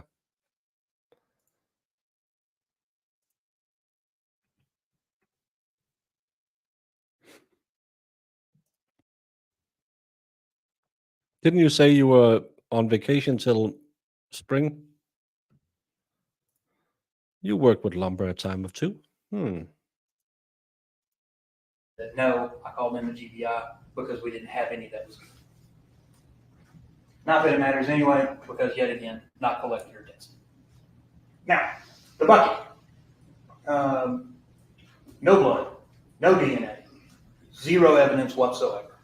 There is nothing that indicates that tractor was used to move Gary Farris's body at any point in time other than a tiny drop of blood on the stairs. And there's plenty of evidence that Gary used the tractor. Apparently they didn't check it. You can use it if you wanted to. And there's a tiny drop of blood on it. But where there's We're talking about a murder. We're talking about moving a 6'5", 300-pound man. We got to have a way to do it. Use the tractor. Nothing. Somebody that the state says was shot 2 or more times, and there's not a single, not blood, not skin, not sweat, not hair, nothing found in the bucket of the tractor. Also, the back. I was just thinking last night while I was putting this together that maybe they. If there's no blood in this area, someone wasn't using this tractor correctly.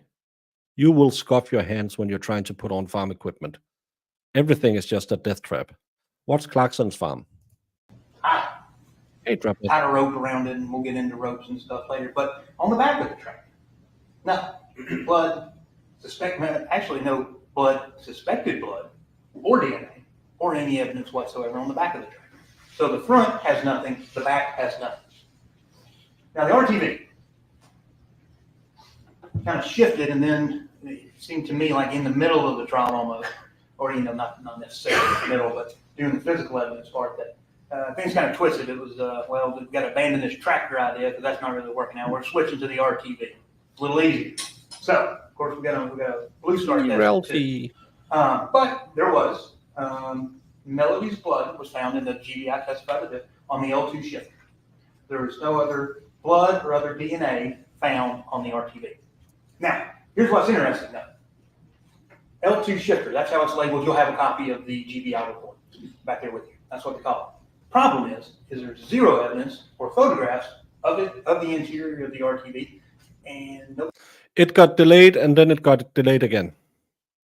Nobody testified what the L2 shifter is with us. We have no idea. I don't know if that's what makes it go front and back. No clue. It's just called the L2 shifter. Now here's the Blue Star, yet again expired, on the RTV. So it is very hard to see. But so I'll put the circles around it. So that is on the, we'll go with the left side first. That's on the, looks like the driver's side of the Kubota. Those little drops. They said that was presumptive of blood. Then on the back, where that indention is on the left-hand side, there was a little blood there, or what they thought was blood. Now, and keeping the theme of this case rolling, not collected, not tested, not sent to the crime lab.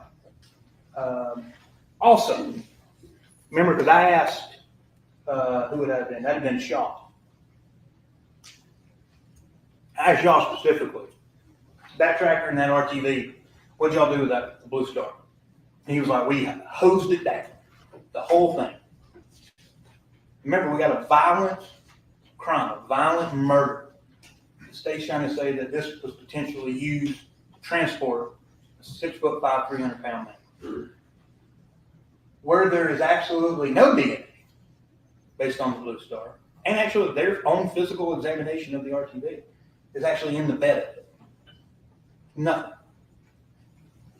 And also the Blue Star was expired. Now, this just occurred to me just out of other reasons. I just want to go because people were just, you never know what a jury's going to think and what other people think. So you just try to cover all your bases. So thought about, maybe they used a winch to get Gary out of the house or something. But there's no evidence of a winch at the house. There's no evidence of a winch on the RTV. Four-wheelers, well, I ain't got a four-wheeler. Got an RTV that's got no evidence on it. No evidence of any ropes, cables, straps, sheets, tarps, horses hauling, dollies hauling. That could either be, I call them hand trucks, or the thing, like 4 square with the 4 wheels kind of dolly thing. No evidence of that. No evidence of any device used to potentially move the body of Gary Farris. 0. Not one. And you got all these photos, hundreds. I don't even know how much evidence we're actually up to in this case. Y'all can count it when you get back to the jury room if you want to. But there's probably 1,000 to 1,200 photographs alone. A lot of them are like this. That's why I put these 3 separate photographs together. It's like, look at all this stuff. This is the defense. The state was They didn't sleep in the same bed. That's pretty much it. But nothing is found. Now the house, It I likes- wanted to show you with that, because of that. So, we've got none of these things to move the body. And then yet again, on the outside, no drag marks at all. All across that ground. Y'all saw the leaves, how underneath the tree canopy there, how it is. So you can see that if you were dragging a 300-pound man down that hill, it's fairly steep, that there would be some evidence. And there's not. There's zero. Now, Melody's shirt, I just want to show you this. John Luke put this into evidence. And I'm just going to put gloves on to touch it because things get a little nasty when they Georgia. in an evidence bag for 6 years. So, and we didn't do it with the GDI, who actually did the test of blood. But look, We didn't watch the trial, but someone said instead of doing something else, we could watch the closing in this trial and see if we can get swayed by either side. So the quick summary is the state had their closing, which mostly consisted of you can't trust her, you can trust the kids because they had nothing to gain from it other than they were inheriting everything. But her motive was she was inheriting everything, so you can't trust her. And they didn't sleep in the same bed. Both of them were sleeping with other people. That was kind of their evidence, but she will come back and give you all the evidence later. because I asked y'all photographs. Y'all have those photographs back. When you look at this, you remember, there's the front of it. I haven't Shaw said anything. was saying there was blood down here or here. That's where he was saying there was blood. But where there was actual blood found, way up here. Didn't point that out. That's where the GDI actually took the cutting of the shirt and found blood. And whose blood was it? That was Melody's blood. Now, they called the other lady with the GDI who said that she tried to run what was called a true allele test. And all true allele is just a computer program that can potentially try to separate two different types of DNA. And he couldn't do it. It just said that there was Melody's DNA and there might be the DNA of somebody else of unknown origin and unknown type. So we just don't know what it is. So it didn't work. Green chat and a like says they sandbag the close. Rebuttal will be actual closing to comply with dirty prosecution rule. I think you're right, Brandon, that they don't want to get rebutted, so they'll just hide whatever they want to put in so it sounds good and no one can say, well, actually, that's not what it shows. So let's hope that the defense have every duck in a row to make sure that they have an answer. We've seen that in some cases where actually in the Zachariah Anderson case, I thought they were pretty good at preventing whatever came in the rebuttal from the state. So you got Melody's blood on her own shirt. And you also, in a pair of shoes. Oh yeah, the kid stole a cookie. That John also put in. There was a single drop of blood on Melody's shoe. And yet again, this is Melody's own shoe. Now, why is that kind of important for me? It goes to show the quality of the investigation. Because why take those things, send them off to be tested, if you're not going to do the basic thing? Hayes never asked, and we have no evidence of, did Melody wear the red shirt on the 3rd, 4th, or 5th? We know she didn't wear it on the 5th because she didn't photograph her on the trail cam. So we don't know. No evidence she even had the shirt on. We don't even know. Hayes said he found it in the closet. Remember, we kept asking people where you found the shirt, where you found the shirt. No, it didn't. He just found it in the closet. We don't know, was it hanging up? Was it in the dirty clothes? Was it laying on the floor? No idea. But again, there's a shoe. Melody's blood.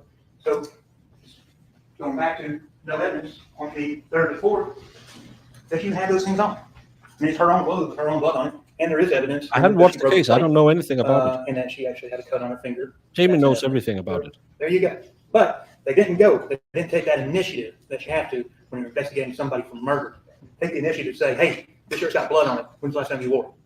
Let's document where we found it. Let's take photographs of it before we pick it up. Let's do those simple tasks. They don't have the initiative. Shoes, who knows? I don't know when the last time she wore one. Put this in. You'll have it back there. I tried to cut and paste using paint. Didn't come out too good. But I just know what it says. These are the blue shoes and the t-shirt saying that that is blood of Melody Farris. You know, fine. It's her own clothing, it's her own blood. And her fingers cut. We don't even know what she had. Also, they sent off some towels, if you recall. Very limited testimony regarding these towels, but they sent off, it looks like 26 was the package. So, A, B, C, D, E, F, sent off 6 things. 1 white towel, 5 white washcloths. 2 of those, or all of them, it looks like A and E didn't pass the test. It says 2 presumptive tests for blood did not produce the same result. And the GBI testified that basically they did a preliminary test on it, and they do it twice. And it gave different results, so they said, well, at that point in time, we can't tell you that's blood, so we're not going to test it anymore. The other items that they sent down there were negative. No, Jamie didn't want to do the boom farm with us because she wanted to watch this one. That's why I had to lie and make up all about her generous contributions to Habitat for Humanity, because she said, if you ever disclose that I was just lazy eating spunk on my bed watching this trial, I will beat you. So I won't say anything about that. But Jamie has all the dirty deeds. Now the barn. The bane of my existence. That nothing was really done in the barn, other than Lieutenant Stewart. And I kind of feel bad for him, kind of like I do Hayes sometimes. Is he just got told to go out there, but to his own fault, he didn't take any initiative. And yet again, when you're investigating a murder, you got to have some initiative. But he took photos, wasn't asking about Blue Star, all that. He said, I wasn't asked to do it. And one thing he was good, going back to Lieutenant Stewart, he works in the courthouse now, so I see him every day. And I was even talking to him this morning.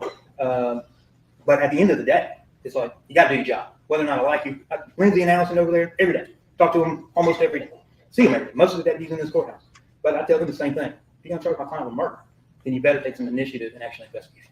So the barn, they took photographs of the barn. That's it. That's literally it. And we had pointed at it. And I'll switch aside and say, just because we were going through, I'll kind of lay the framework for this. What we did is our staff, who they got here late, and so they did not get a seat, are standing over there, 2 of them. Now, they had to go through and print out every photograph in color in this case. One folder that is from July 15th has 2006 photographs. And we had to print, and that's one folder. There's probably almost 3,000 photographs taken in the case in total. So we printed all of those out. And John Luke sat there listening to interviews, flipping through photos. And then I started going through and flipping through photos. And then we started noticing that, Scott living in the barn, and, he's a 30-something-year-old man, probably not going to be very clean. Wasn't too bad, but his living quarters, pretty nasty. Dog feces all on the floor, not the cleanest. I'm kind of a clean freak, so I pick up on that. But what was curious to me, a 30-something-year-old single man living in his parents' barn, that bathtub and that sink are spotless. And law enforcement took no initiative to say, okay, this. Did he say he had dog feces on the floor? How can you live with that? Kind of weird. The rest of the house ain't too clean. Why is this absolutely spotless? And also, there's a magic eraser in the bathtub. I mean, at a minimum, could Blue Star. What if he was washing off blood? But we don't know, because they don't have initiative. Same thing you'll remember, because you're probably wondering, like, why in the world are they putting these photographs? There isn't really any trials going on, right? This is one, and then there's the YSL never-ending story. I think hopefully next week something picks up. And I don't have it on a slide, but you'll remember downstairs in the barn, I think Mr. Fogus put in some, and I put in some too. There's that drain, and there's a water hose running over to the drain. We have just close-ups of it. No Blue Star at all in the barn. And they have, they can't use the old, it's expired excuse, because they called Monet out there. And I asked Monet, did they ask you to go out in Blue Star barn? What'd she say? Somebody asked me. Yes, I recommend reading the Vanity Fair articles. Quite good. I know other streamers have been reading them on stream. I don't know how the rules are about that, because in Denmark there's a heavy copyright for written articles from newspapers. So I don't know if it's the same with the US. So that's why I haven't covered it. The bullet.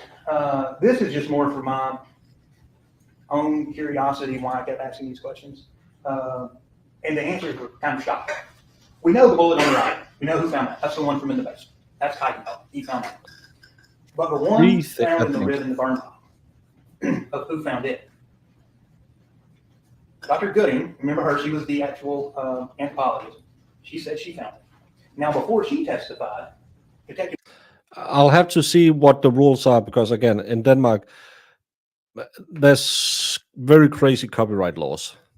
Just using someone's product can land you with a $10,000 fine. Westbrook testified. You remember him, kind of the bigger man with the beard that we put in the photographs of Melody's car. He said he found it. Sally Sims, the coroner, who made herself a witness in the case somehow, she said she found it. And then everybody said investigator Shaw, he claimed he found it. It's just puzzling as to, what is supposedly a critical piece of evidence in this case. Yeah, that And could you've be. got 4 of your own witnesses being the person who claimed to find it. I mean, that is simple. That really the easiest thing you could have done. Is who saw it first, documented, located, bullet, rib, done. But they got 4 people saying that they're the one that found it. Just doesn't make any sense. Like a lot of things. This is the GBI, the ballistics report, saying that it was a 38 bullet as found in the basement. You'll see the way they differentiate it. 38 bullet basement floor, and then 38 bullet jacket. That's the one from the rib. When it says bullet jacket, that is the one from the rib. And that one is in evidence somewhere. I think it's probably in here. You can actually have that back in a clear case where you can actually look at it. And you'll Thank you so much, Barnacle Bob, for 5 gifted memberships. Drop Dead Fred, Molette Jane Marke, Sweet Tooth Fairy, Colorado Mountain Girl, and Ad Nomad. Welcome. We don't have a church. We do have a Discord, but it's for everyone. And I only do very few membership streams, so you don't get anything special other than to call yourself a muffin top. But thank you so much, Barnacle Bob. also have, and I'll talk about that while we're here, you'll also have what's called a bullet comparison sheet Mr. Fogus put into evidence with Ms. Bagwell, GBI. And what that shows is you'll see the comparison of the bullets. Oh. A lot of it probably won't make sense. I should have known that look before at I it, and from started. her I need testimony as food. well, you'll see that basically from the bullet in the rib, she based a lot of her assumptions off it based on the bullet in the basement. So the bullet in the rib is burned up, and I said, how can you tell what kind of bullet it is? And she said, well, I'm making the assumption that since the bullet in the basement is a Hornady round, according to her testimony, I'm just making the assumption that the bullet in the rib is a Hornady as well. And I would say assumptions isn't reasonable doubt. It certainly isn't beyond reasonable doubt. You'll also see things like the weight of the bullet and stuff like that. They're both very, very different. But y'all will have all that back there to look at. Next, we also learned that 357 Magnum can shoot a 38 special bullet. Pretty well uncontroverted. There's plenty of evidence about it. And there's also, when you're looking at this stuff, you'll see that the GBI, they gave a list of possible firearms from the bullet comparison. And most importantly, it says this list is provided as only an investigative lead and is not intended to be an all-inclusive list. So short answer is, it's a 38 bullet. What kind of gun shot it? We don't know. But it may be some of these or some like these. Now, bullets. These are what Scott had in the barn and in his bedroom. The one on the left is actually from his nightstand. And what kind of bullet are those? Those are 38 special bullets. 38 special, 158 green, lead round nose. American. And also heard Scott talking about, actually Chris said he didn't own a handgun, never did. We know that's not true. But he's got this many 38 bullets in his immediate rim, so to speak. That's a lot of 38 bullets for somebody that doesn't have the ability to shoot a 38 bullet. Brandon, I only deny you your member chat because me and, well, it can't be Susie Wojcicki because he passed away, but we have a special agreement that your account can't do membership chats. But he did, because we know from his own testimony, he had a 357 Magnum. Now he claims it was stolen, and we'll get into that in just a minute. But that's a lot of bullets for somebody that ain't got a gun. Now, what did he say? Oh, somebody bought those over. Who? No idea. When? No idea. I mean, bullets are fairly expensive. I'm not going over to somebody's house and leaving my box of bullets. Yet again, it just doesn't make sense. Missing 357. And I call this, you saw the next side of the magic gun. We'll get into it, but I want to talk just real quick about Scott's missing 357. So John Luke had introduced these with Scott, and it was Scott Defense 97 through 100. And you heard John Luke questioning him about where was your gun stolen and all that. He said it was down in Columbus when he lived down there. Because he's guns missing. They call law enforcement. he's a So, all right, you got a potential stolen gun. You know, your gun gets stolen. suspect. You obviously report it I because think Jamie can I don't probably want my gun being used in a elaborate. crime coming back on me years later or days later or whatever. So he claims to have reported. So we asked the Muskogee County Sheriff's Office, give us all records. I believe it was between a certain year time frame regarding the 357 Magnum, other firearms belonging to Scott Walker Farris that were reported stolen. We are requesting copies of any incident reports 911, and we asked for that to be between the years of 2008 and 2015. And Muskogee County Police Department, from the sheriff himself, Scott 98, in response to your open records request submitted to the Muskogee County Sheriff's Office, please be advised that the Sheriff's Office was not able to find information requested in your details you gave. Therefore, there are no documents that exist. So, Columbus is a big town. Had to call my buddy Cody, because he's from Columbus. Actually, I asked him what county it was, because I didn't know. So we found that out from him. Then we went to Columbus County Police Department, sent them the same records request, 2008, 2015. Good day. There are no records in our system for Scott Walker Farris. I did check our jail system as well. No records. Sat on that stand and told you, under oath, that his 357 was stolen. So what is more likely? That his 357 was never stolen, or that 2 law enforcement agencies lost the records of a stolen gun and a burglary that he claims to have had? Now the magic gun. This, I have been on this case longer than anybody. Longer than I've outlasted every prosecutor. I don't even know what number I'm up to now. I've been on it longer than John. The only person who has been involved in this case longer than me is Hayes and Miss Farris, and then me. And this has infuriated me from the get-go. And I have waited for 6 years to get to stand here to talk about this gun and this absolute nonsense that the Sheriff's Office took hook, line, and sinker from that man's mouth on July the 5th. The magic gun in the basement. So what did Scott say this gun looked like? That it looked like that. It was chrome. It was a snub nose. He didn't touch it. He didn't take it out. It was in some kind of a holster, but he could see what it was. Remember, he didn't want to pull it out because DirecTV guy's there. And I would also tell you, you'll have back the text messages that Gary tells him to come over, the DirecTV guys coming. And you can read those. Use your own common sense and reason. I can't tell from those text messages because Gary actually tells him, come here. I need to show you something like SSR or whatever it is. And then they talk about DirecTV guy got pushed back to 2. And it almost seems like in those text messages, he's having Scott come over just to help with something that he's actually there. Not Scott's version where he's having to go over there to let the man in. So you'll have it. You'll read it. It's just a little something to think about. So that's what Scott says is that he finds or he goes to look for. First he finds, tells no one, and then he goes and looking for it on July 5th. So it's in the basement. Now Martha Jane, she'd stay for the end. What did she say? Looked something similar. She actually said she couldn't tell what color. She didn't know what color it was. Now Jenna, that was out of the blue, got on that stand and said,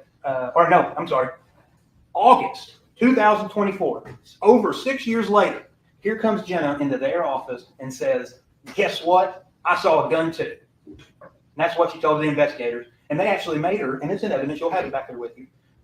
If you'll remember, we actually put it in 3 different photographs of guns and said, pick, what gun did you see? Wanting it to be that, to corroborate Scott and his lies. But nope, they can't hold it together to do something like that. She picks a completely different looking gun, wood handle, black, and that's what she said that she saw. And we'll get to the locations here in a minute. Now, Chris, on the other hand, yet again, 6 years later, he hops up on the stand, and guess what? He's seen a gun too, but he didn't see it in Purcell Lane House. He saw it back in Alpharetta. Remember, it was just laying on the kitchen counter, and he never told anybody, and he took it, and he put it up on top of the refrigerator, and what did that gun look like? We don't have a photograph of it, it's not in evidence. But he said it was a silver gun with an ivory handle.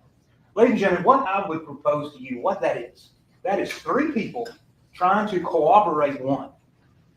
The problem is they just don't have the the capability to hold it together because it's a lie. You know what Mark Twain said, that, you know, you don't have to remember anything if you just tell the truth. Problem is, when you're lying, you've got to remember the details of what you're saying. So Jenna knew to say it was a revolver. She couldn't remember the color, couldn't remember the handle. Chris, same thing. He remembered the color, but he got the handle wrong. He also got the location wrong. He said he saw it. They moved to Purcell Lane in 2013, so it had to be before 2013. Chris never told law enforcement in all of his interviews, Standard-sized. sitting there talking to Hayes and Kuykendall and Pope, never said anything about this gun. Jenna never said a word in over 6 years about seeing a gun in that basement. Martha I think it's Jane, standard size. yeah, again, she's got her own slide. For actually 2019 to 2024, 5 years, 2 law enforcement interviews, nothing. And Scott telling law enforcement within minutes of arriving on July 5th. Remember what Chief Deputy Pinion said? He's literally just walking down the driveway to the house to get things checked on, and here comes Scott. And then he said, he changed the conversation, and he starts talking about a missing gun and affairs, and pointing the blame at his mom. Immediately. And you heard it from Amanda too. Amanda gets there, I'm going to check on that gun. You don't even know what's happening. You don't know where Gary is, supposedly. You don't know that might be a gun involved. You don't know anything. Why are you looking for a gun? Also, why are you these kids? Your dad's missing, and let's go through and let's look for his wallet. Let's look for guns. Let's see, where's his credit cards at? You got Emily days later trying to access bank accounts. Hope had to go out and freeze all the bank accounts. Took all Amanda's money. Hadn't done anything. Nobody accusing Amanda of anything. But all her money got frozen too. Remember, because I think she said it was about $800, and that's all she had. Now, yet again, when you're operating under life, so you got. I'm sorry, but I'm lost. Good points about no blood anywhere. Good points about 3 people telling a different story about a pew-pew. But I'm lost. You got to remember where things are. Scott said in the left-hand photograph, that's where the gun is. That's where he saw it with the TV. Jenna, knowing it was the basement, but can't keep it in the same place, puts it over there in that, I don't know, armoire, whatever. Basically, it's on a whole nother side of the basement. If you remember, you'll have those photographs. The Scott location is up by the sliding glass doors behind the couch. Jenna's location is over essentially behind the bar. 2 different locations. Now, here is my whole point of law enforcement buying this whole magic gun theory from the get-go. Oh, and also, Scott's saying it was a snub nose. What does every human being that knows anything about a gun think when you hear snub nose? 38. This is the first thing that pops in your head. 38 special, all that stuff. That's what people think about. So he was very clear in saying it was a snub nose. It was a 38. It was a snub nose. And he gave the color of it. But what has hurt me since 2019 is the fact of this. So, who stores their stolen murder weapon in the living room of the victim? So let's see what they're wanting you to believe, because Ms. Frankish talked about, they're going to meet their burden, and I'm going to send you down rabbit holes and get you not thinking clearly about the evidence. This is their evidence, right? Their evidence is Scott located gun. No, I actually can't, because I don't have enough background, because I haven't watched the trial. And this is why, actually, it's a fun little experiment to try and see if you didn't follow the trial, is it a good closing argument? Because a good closing argument should be easy to follow for everyone. And all of this about a gun that might be a snub nose, that might be a long barrel. I know if a 357 can shoot a 38, but that's 10 minutes since he said that. And he keeps stopping and going back. I liked his beginning part of it. I liked the visualization. And now he's just stop, go, stop, go, stop, go. He can still tell a story, even though it might be a little iffy. You can still tell a story. I would actually say it works better if he could be consistent, even if he's just saying go see squirrel. But to me, it's just nothing. Maybe what? I don't. Who?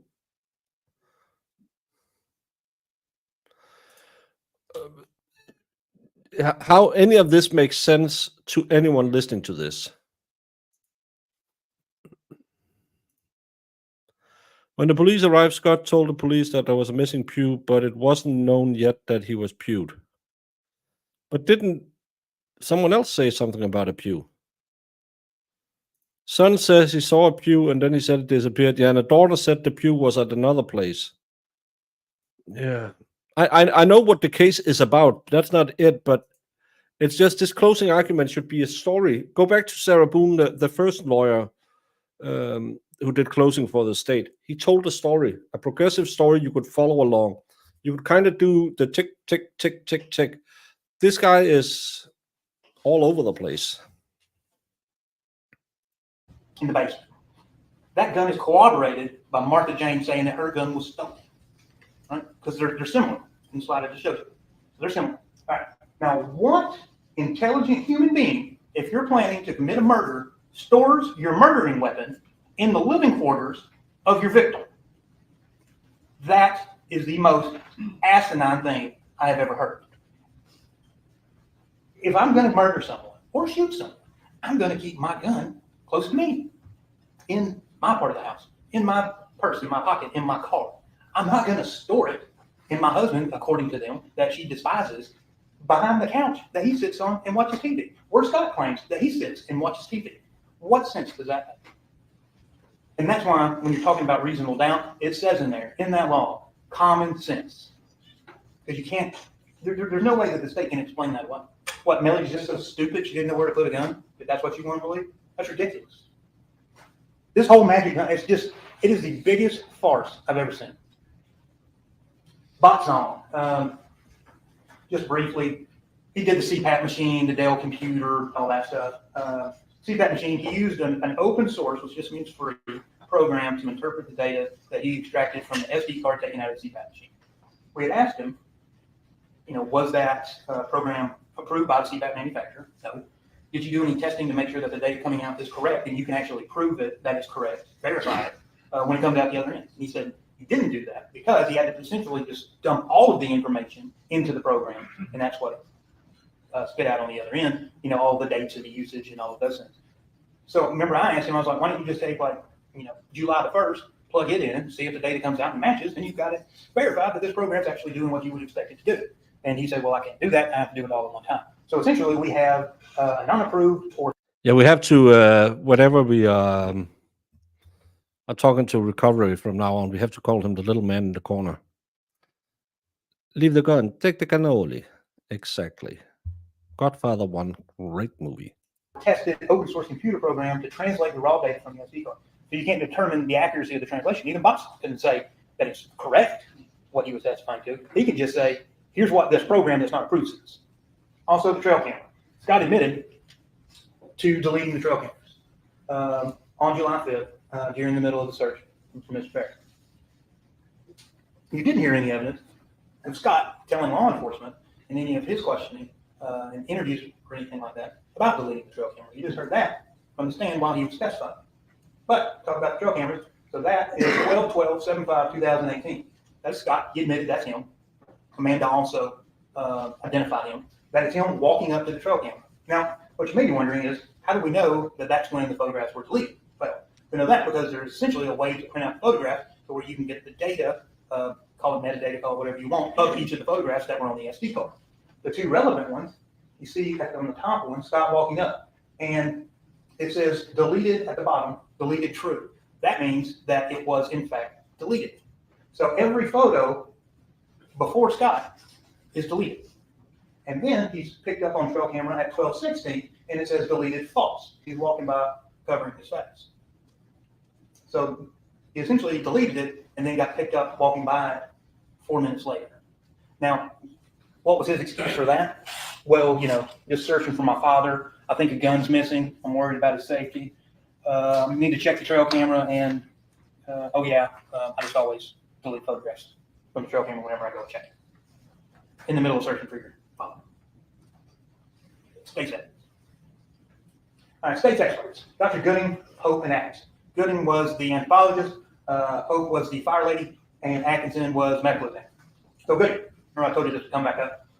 Best we can tell, or best she could tell, is that bullet found in the rib is somewhere around those black arrows.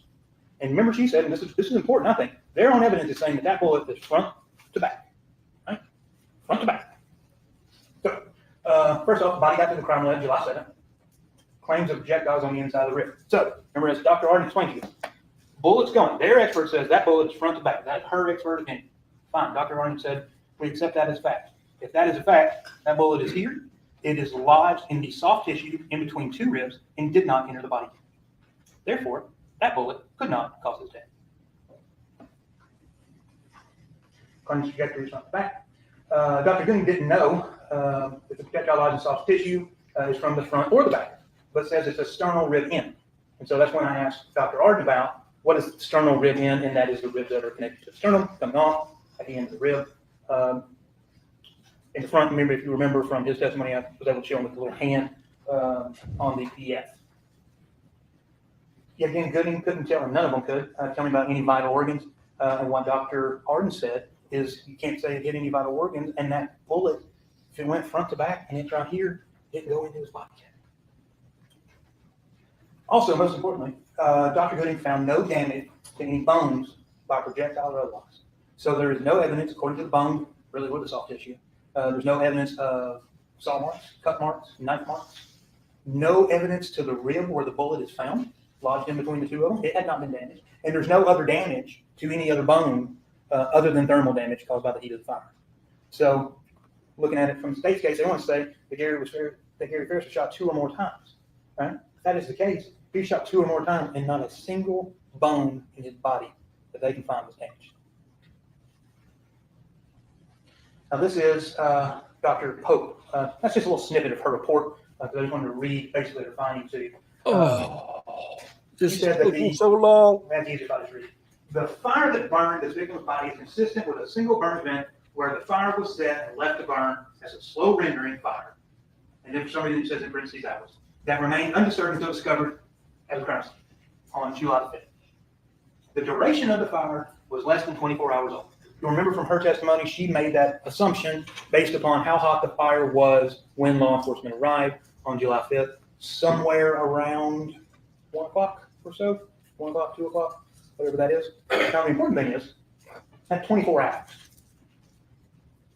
I also wanted to point out, so post testimony that Gary's remains are in that state of cremation, being on the burn pile 24 hours or less. Okay. You remember from those interviews you were hearing where Kuykendall and Hayes are talking to Melody, saying that we've seen people come out of house fires. We've seen people die in collapsed house fires, and they don't look that bad. No, he didn't testify that his bones weren't damaged. He said there was no damage except the fire damage, the heat damage to the bones. Sadly, he talks just fast enough that I can't put it up to 1.5. But Jeebus has been going on for a long time.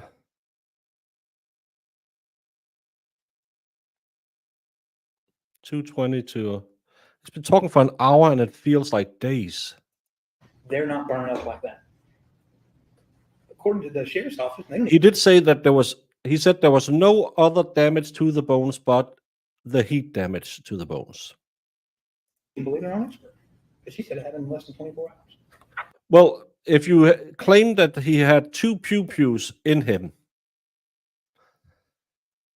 you would expect some damage to some.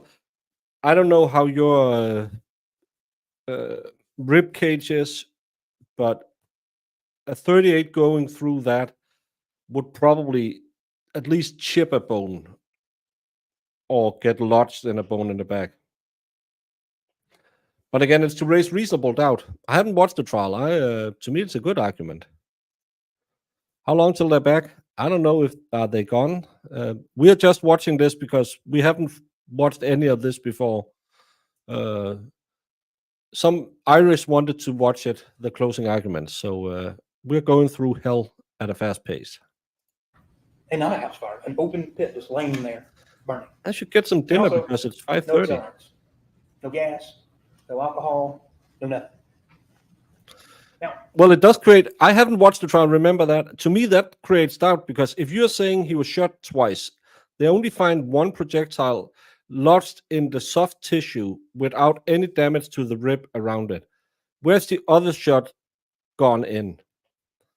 And I watched enough trials to see that normally they'll go in, ricochet off a bone, and end up somewhere else, or they will break a bone. So to me, that's a bit of reasonable doubt. Why are they saying twice?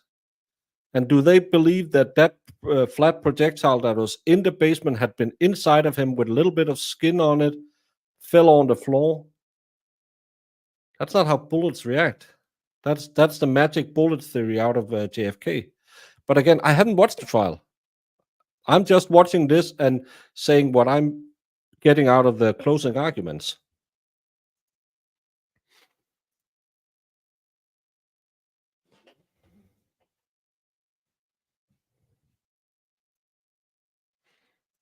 I don't think we. Yeah, just talking. But that wasn't the casing. That was the projectile, because it was flattened. Yeah, it's just, could we get one where they don't waste 2 hours of nothing? The reason that 24 hours, I've always thought was curious. So if the fire was 24 hours old, 24 hours old when they arrived on July 5th, 1, 2 o'clock. Yeah, that doesn't make sense. That means that the fire had to be set less than 24 hours or less before. So that'd been 1 or 2 o'clock on July 4th. Some math. No, but Aaron, again, it raises reasonable doubt. Could it have been Scott? And that's why I don't care. Again, I didn't watch the trial. It could be her, it could be Scott, it could be Brandon. What do I care? But we're just watching this as an exercise to see if closing arguments are good or bad. Actually went over that with Pope, and she agreed. Because I think, actually, I do remember. I was crossing here, and it was 1:09, if you recall. I was like, it was 1:09 p.m. right now, 24 hours ago. It was the day before at 1:09 p.m., and she said yes. So 1 or 2 o'clock, law enforcement's there. Fire's burning less than 24 hours old. Well, at 1:54, Melody is an hour away on the 4th of July, verified at Lake Lanier. So we know that about an hour or more on a major holiday to Lake Lanier. Amanda said traffic was horrible. Getting in was horrible.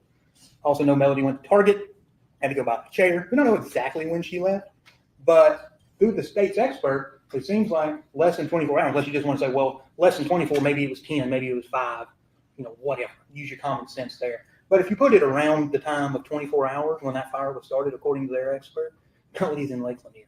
She wasn't even on the property. And that is verified by that receipt. That is verified by Amanda. That is verified by Cameron as well. That Melody wasn't at Purcell, that she was at Lake Lanier. Now, Dr. Atkinson's report. I'm happy you don't do that. Well, see, this is basically the summary of the findings that Dr. Arden was referring to. I probably should have put it up when I had it.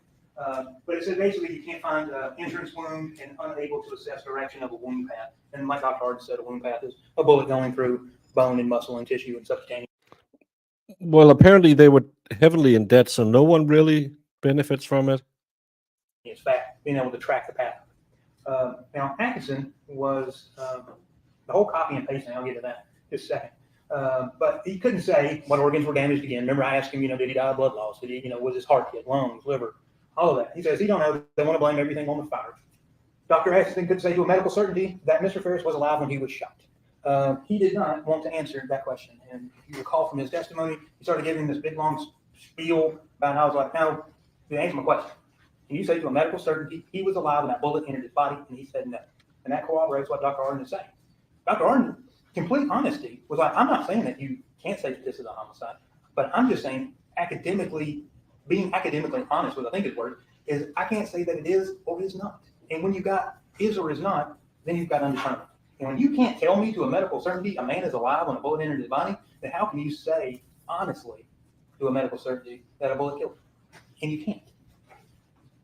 Dr. Atkinson couldn't say what rib the projectile was lodged in. He actually knew less about the rib and the bone than Gooding did. And the reason why is because he just copied, and he admitted to it, he copied Gooding's findings. Yeah, it's nice to have someone who knows stuff about it, because again, I'm flying blind. I'm just, right now I'm trying not to fall asleep because this guy's boring. Directly from cut and paste, directly from his report, her report, into his report. He never went out to the scene. He's putting things in this man's autopsy, talking about it was found on a burn pile, and here's what we did, and all of these things, saying that these things are factually true. But he didn't go there. He didn't do any of those things. He's basically taken somebody else's work, hadn't proven that he's actually, verified it other than just who she is, and just said, this is true and correct. I'm going to say it's a homicide. Dr. Ard, I've talked about it so much. Remember, he just said, look, I think actually what he said was, I'm not going to say it's crazy, to say that y'all have listed this as a homicide. I'm just saying, y'all haven't showed me, excuse me, y'all haven't showed me, and he had everything, although, we went over all the reports and everything, y'all haven't showed me to where I can agree with you to a medical surgery. I'm not going out there. I'm not putting myself out on that limb. Dr. Atkinson, he wants to put himself out there on that limb, be my guest. But Dr. Arden was not willing to do that. And you heard, I think you said, 3,000 autopsies that he had performed, been a medical examiner for 40 years, still practicing, got his own consulting business, all of these things. He's got all the credentials, in the world. And he's saying, no, I'm not going to go out on that limb based on these facts. And that in and of itself is reasonable doubt. Other witnesses. Ms. Frank just want to talk a lot about Addison and the text message to Melody, because that means that on July 3rd, Melody was planning on killing Gary. There's absolutely zero evidence of that. There's no text message, phone call, search histories, where there was any planning or preparation on July the 3rd. In fact, you will recall Addison and Chris come out to the house. They come out to the house on the 3rd. She had just landed. Yeah, I heard he wanted a Viking burial, and she was like, I can't build a boat, but I can chuck you on the fireplace. So clearly innocent. She was set up by those dastardly kids. Addison actually says they left, and then sometime later she texted Melody. And Melody didn't say, no, you can't spend the night. She said, how about tomorrow? And in fact, she did spend the night the next day with Cameron. But also with Addison, and the whole reason I called Cameron, y'all are probably like, this kid don't know nothing.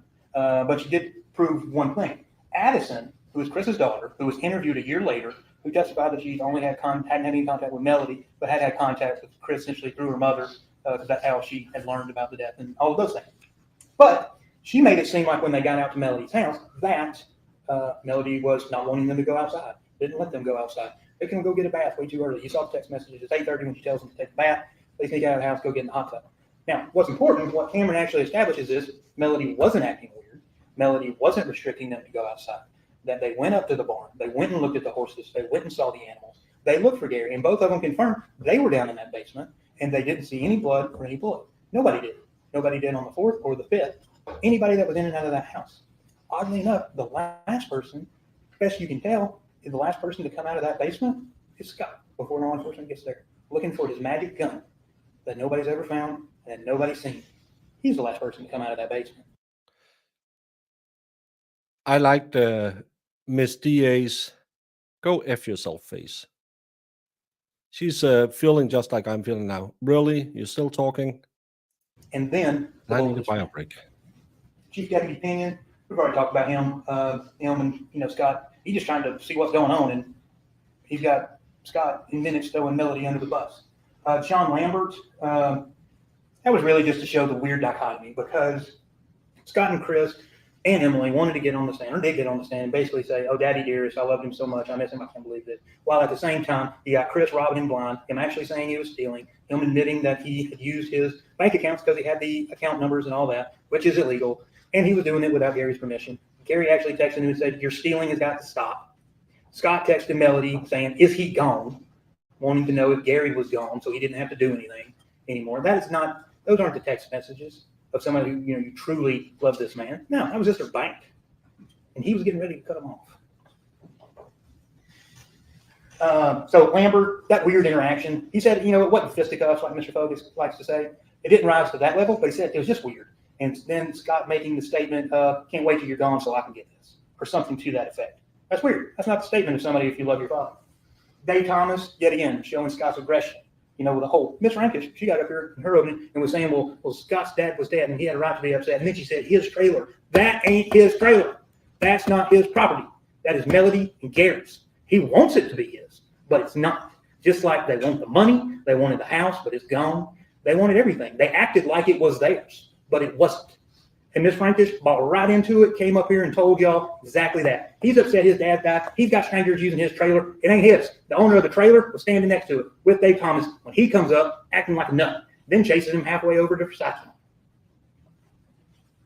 Martha Jane. She's known about this case since July the 5th, 2018. I'm almost July 5th, 2018. In the middle of this trial, she called law enforcement and said that I have to tell y'all something. Melody stole a gun from me in 2019, and it was a 38. And when did she say that? After, and you'll have this back there with you, after she admitted to it, after you watched this man on YouTube commenting over Rusty's testimony. And the title of this video, Did I Just Crack the Case? Because that man said, and I asked her, that's where the gun came from. The next day, she is on the phone with cap in hands telling the story about how Melody stole her 38. There is no evidence that she ever owned a 38. They got some 38 bullets, but also just to show you, go to Winchester, not pointed at it, the 357 that her husband owned was still there, and oh, what? It also shoots 38, so it makes sense that you could also have 38s. But there's no receipt. There's not a photograph of this gun. There's her words 6 years later saying that she's got a gun. Now, she sat on the stand and said, well, law enforcement never asked me about no guns. Yet again, July the 5th or the 6th, she knew Gary had been shot. And you don't think that that might be relevant then? It only becomes relevant when a little man with a YouTube channel tells you that it's relevant. And she admitted to that. She also admitted that she was embarrassed. She was furious at this affair that she found out about, essentially on live television. Now everybody in Tullahoma knows it. She said she's got to hang her head whenever she goes. Rusty destroyed the Barton name. And I also asked her, you believe that a mother should always protect her children? She said, I do. And I said, when you saw John Luke and I crossing those witnesses, you were furious. And that's when Mr. Focus started his objections. About let her finish her answer. Let her answer. She's 85 years old. She might be 84 years old. She might be 84 years old, but she came up with this lie because of YouTube and this trial being on television. That's the only way that she came up with this. She wants to talk about, Ms. Rankins wants to talk about her picture is in the dictionary next to the word credibility. She has no credibility. She watched this whole trial. She knows everything. She knew to even say what color the gun was because she can go back and watch Scott's testimony. What did she do? Yet again, can't get the color right. She got the holster kind of right. She can't get the whole thing because you got to remember stuff when you're telling lies, and it's hard. And I'm sorry, when you want to show up in the middle of a murder trial 6 years later, 5 years after you discovered a gun being gone, and your excuse is nobody asked me, and it doesn't become important until 2-3 weeks in, that's the definition of no credibility. And especially when you can't even prove to me that you owned a gun. And, you know, she's got an excuse for that too. Didn't like guns, she moved it all over the house, blah, blah, blah. Show me something. They got nothing. I'll go on for more, but I got hurt. How long am I going? Real quick, motive means opportunity. Motive, they want to say it's money. All right. Melody had access to money. She's seen the house. She could buy whatever she wanted. Here's where they messed up, though. It was with the financial accounts. You'll look at those. You should have them back there with you. Gary had actually added Melody back on as a life insurance beneficiary in 2012. That's around the whole Ted Wiley fiasco and her leaving in Alabama and all that. She had in the back. Here's where they messed up.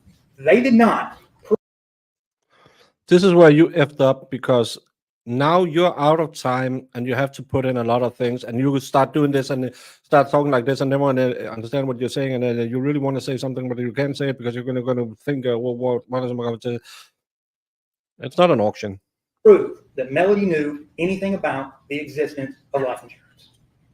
There's not a single witness who has said Melody knew about the life insurance policy, that Melody knew that she was a beneficiary. In fact, you heard from their own witness, Martha Jane. She said Melody didn't know anything about her finances. She didn't know where the money was. She knew that she had a debit card and that she could use it and a credit card and that she could use it and that Gary tracked her. But she didn't know anything about other than that. She didn't know anything about life insurance. She didn't know anything about the 401k. She didn't know about the partnership stuff, though, because she called and asked about it. But that's it. They want to say that money is the motive, then you might want to establish some evidence that the person who's wanting the money even knows the money exists. The only thing that Melody knows about money existing in this trial that is a proven fact is a receipt in her car with $11,000 in the bank account. So with that, I'm going to just go ahead and in there so John Luke can do his part, but that's the confirmation bias. And that's what it looks like. You remember I talked to you about that in the opening. Confirmation bias. They got their beliefs and they leave all these facts. So with that, ladies and gentlemen, I would ask you to find Melody Farris not guilty of all these charges. Mr. Weavers, after a break, we'll be talking to you next. All right, let's take Which district? Started well, lulled a lot, and ended up frantic. Didn't like that closing.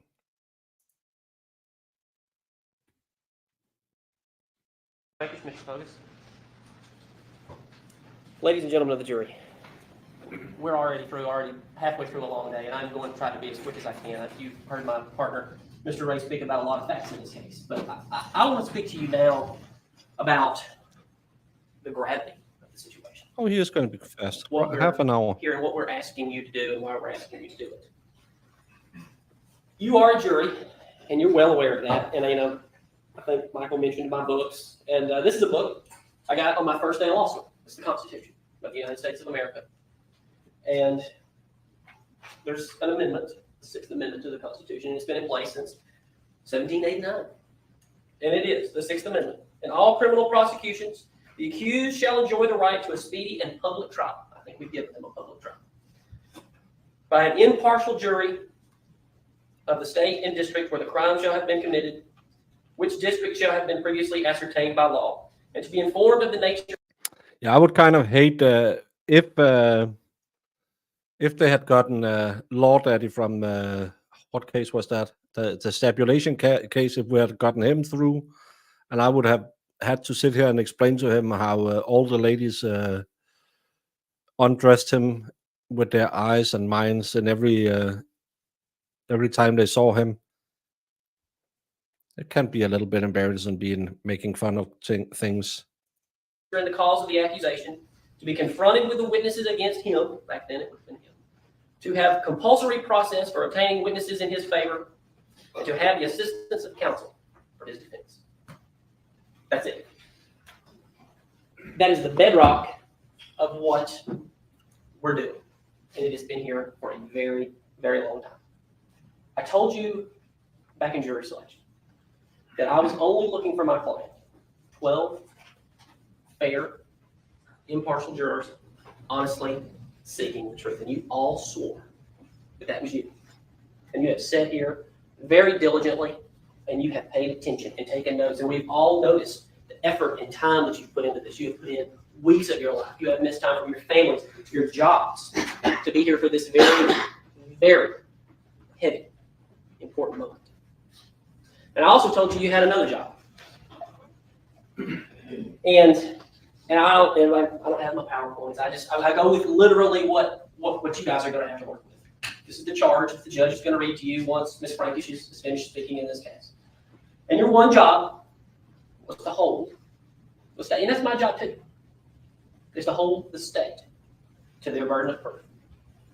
What is it? I'm just very clearly and succinctly going to read it to you, and then we'll talk about it. And I'm going to talk about some other elements of doubt that I think we should discuss, and I'm going to sit down in the defense of this case.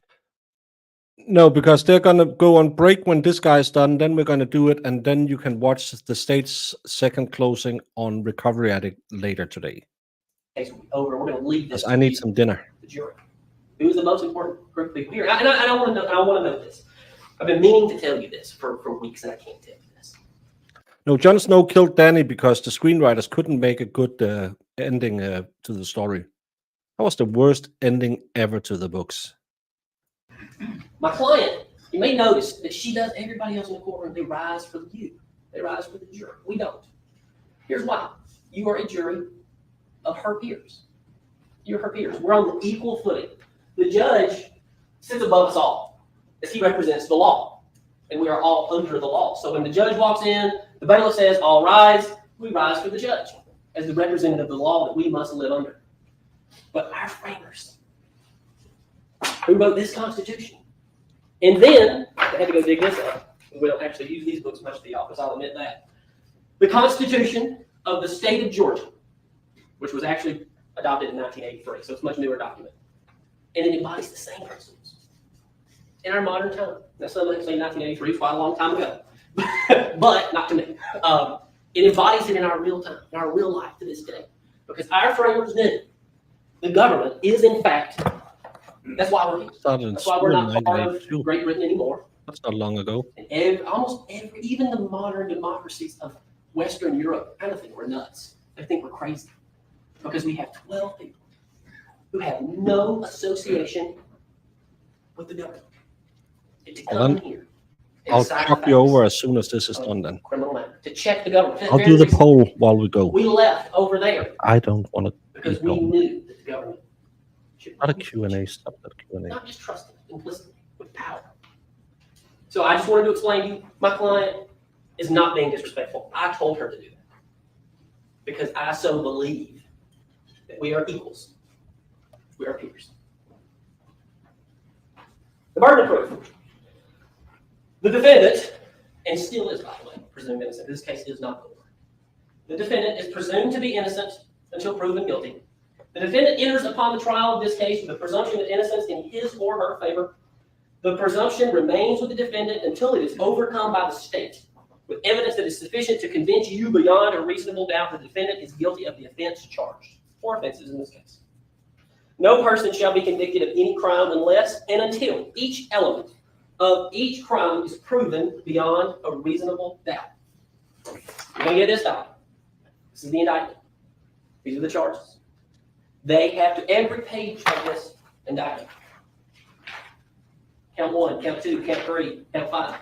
Every element, every word has to be proven in each count beyond a reasonable doubt. It can't just be maybe. I'm going to slow down. No person shall be convicted of any crime unless or until each element of the crime is proven beyond a reasonable doubt. The burden of proof rests upon the state to prove every material allegation of the indictment and every essential element of the crime beyond a reasonable doubt. There is no burden of proof upon the defendant whatsoever, and the burden never shifts to the defendant to introduce evidence or to prove innocence. However, the state is not required to prove the guilt of the accused beyond all doubt or to a mathematical certainty. A reasonable doubt means just what it says. So here it is. A reasonable doubt is a doubt of a fair-minded, impartial juror honestly seeking the truth. A reasonable doubt is a doubt based upon common sense and reason. It does not mean a vague or arbitrary doubt, but is a doubt from which a reason can be given arising from the consideration of the evidence, a lack of evidence, or a conflict of evidence. After giving consideration to all the facts and circumstances of this case, if your minds are wavering, unsettled, unsatisfied, then that is a doubt of the law. And you must acquit the defendant. It says the word must. But if that doubt does not exist, if your minds as to the guilt of the accused, then you would be authorized to convict the defendant. If the state fails to prove the defendant's guilt beyond a reasonable doubt, it is your duty to acquit the defendant. You will be given this. You'll be given a verdict form with 5 counts. Count 1, malice murder. Count 2, felony murder. Count 3, aggravated assault. Count 4, concealing the death of another. And count 5, making a false statement. It is, in fact, a heavy burden. But I contend to you that the state has not come close. Mr. Ray is far more eloquent than me. Mr. Ray is far more intelligent than me, and his brain works in a way I truly am fortunate to have such a good partner. But he found that diagram years ago of the stairs. I'll come down here and I use the bar. I say, a scintilla of evidence is down here. Probable cause or preponderance of the evidence is somewhere towards the middle of the bar. Clear and convincing evidence, which is not the standard in this case, is a little further up here. And then beyond a reasonable doubt, it's almost all the way here at the end of the bar. It's not all. I'm not saying it is. But I think this case that we have sat and listened to, and I think the time was taken as needed to get through the case. For you to see every bit and every element of this case. But here's what I think you have clearly seen. And this is the first doubt that I propose to you. That the district attorney's office and the sheriff's office, and all law enforcement involved in this case, from day one, from the early minutes of the 911 call, which let's think who made the 911 call. It was that man right there. He was in control from the very first minute of this case, Scott Farris. A Chihuahua. Scott Farris was always in control And the fact that he had to immediately control the case, to me shows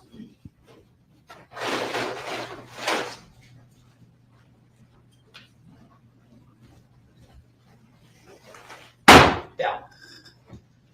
And I do believe What? it is a heavy doubt. When you look at everyone involved, every witness that you've heard testify, and that's another thing you need to know.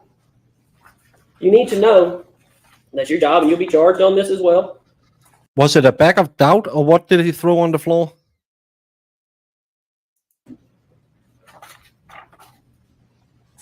I didn't get that. You are to determine the credibility of the witness. Now, I'm going to read the charge. There's not a lot to this charge, and there's a reason why. The jury must determine the credibility of the witnesses. In deciding this, you may consider all of the facts and circumstances Why? of the case, including the witness's manner of testifying, their means and opportunity of knowing the facts about which they testify, the nature of the facts about which they testify, the probability or improbability of their testimony, their interest or lack of interest in the outcome of the case, and their personal credibility as you observe it. What does that mean? Here's what that means. Here's what I propose to you. From the day we're born, in the early years of our life, we begin to get a feeling when we hear people talk. Because the words coming out of our mouth sometimes aren't true. For example, if I were to have a bag, and say I told you that this bag was full instead of shoes, it was full of $1 million. Well, I'm going to take this half of this $1 million and give you guys the other half. We're just going to leave. But here's what you know immediately. You know that if I had $1 million in this bag, I wouldn't be standing here talking to y'all. What? You know that. You have that feeling in your gut. Because you know, you sit there and watch this case, it's a bag full of shoes. It's a bag full of shoes that has no important evidence on it whatsoever, other than the fact that I think Melody Farris cut her finger at some point and got blood on her shoes. I think they've established that. And I think, and Mr. Ray did a very eloquent job, and I can go on and on, I'm not going to, because this case has got to come to an end. But when you think about law enforcement in this case, and their response immediately, let's go back to July the 5th. Is it my $1 Let's go million back from the to Sarah the Poole time case? that Scott Farris, who's sitting right there, goes up to Detective Kuykendall, who's sitting right there, and he gets in his car Cotton ball? for an hour and begins to tell him the story of the missing gun and his mother's affairs. And in opening statements, Mr. Fogus talked about circles. Circles getting big, smaller, smaller, smaller. And I think circles will be talked about too when we talk about this Harris. But those circles were controlled by one man. And that's Scott Farris.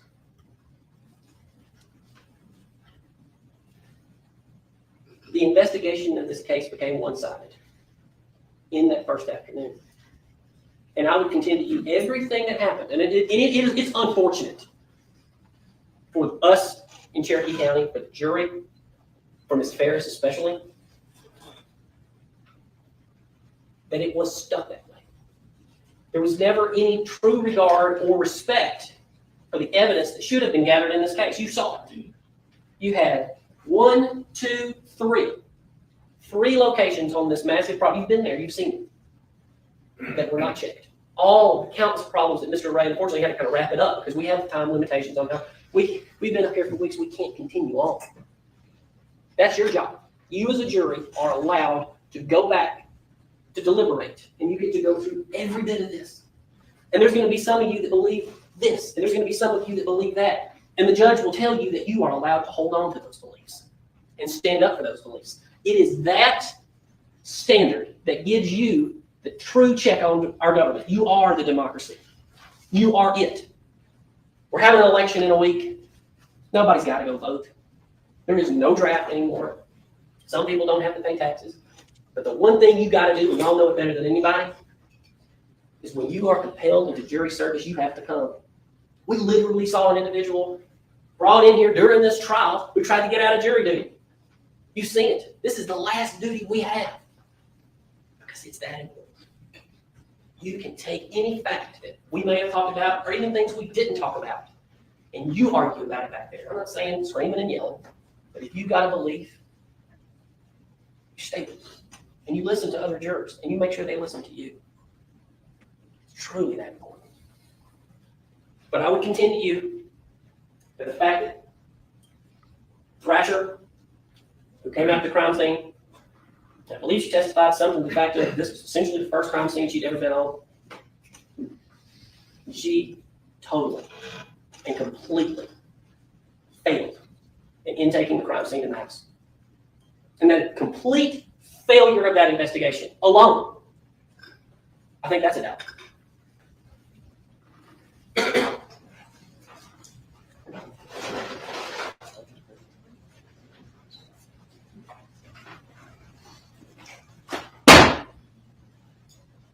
I think going further into that day and the fact that this investigation was completely veered in one direction, and that's the Melody Walker Farris.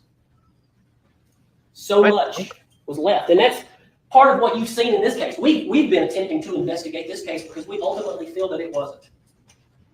We believe that the complete ignoring of the barn is Is he going to drag 300 pounds of dog food and say this is the weight she moved? He must be going somewhere with.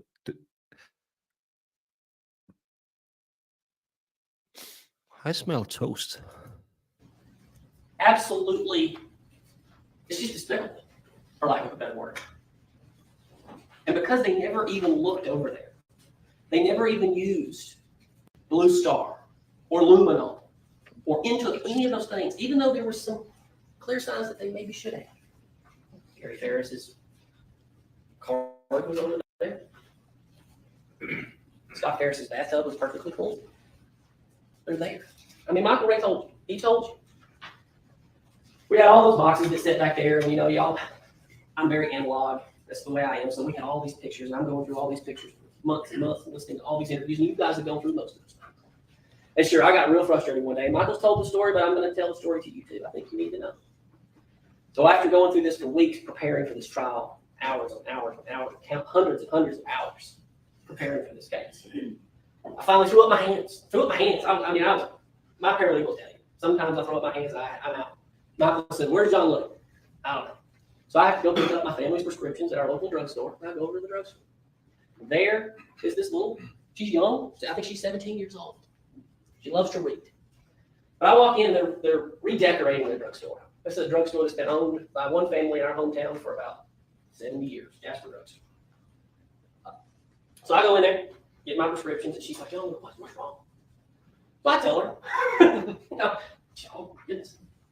She looks at me, 17 years old, redheaded too, unrelated, 17 years old, she looks at me and she says, "Mr. Weaver, sometimes the greatest questions, they go unanswered." I mean, literally. Stop laughing. The second she said that to me, it finally cleared it up. Because I've been running around trying to solve this case for 4.5 years. That's how long I've been on it. Mr. Ray was on it longer than me.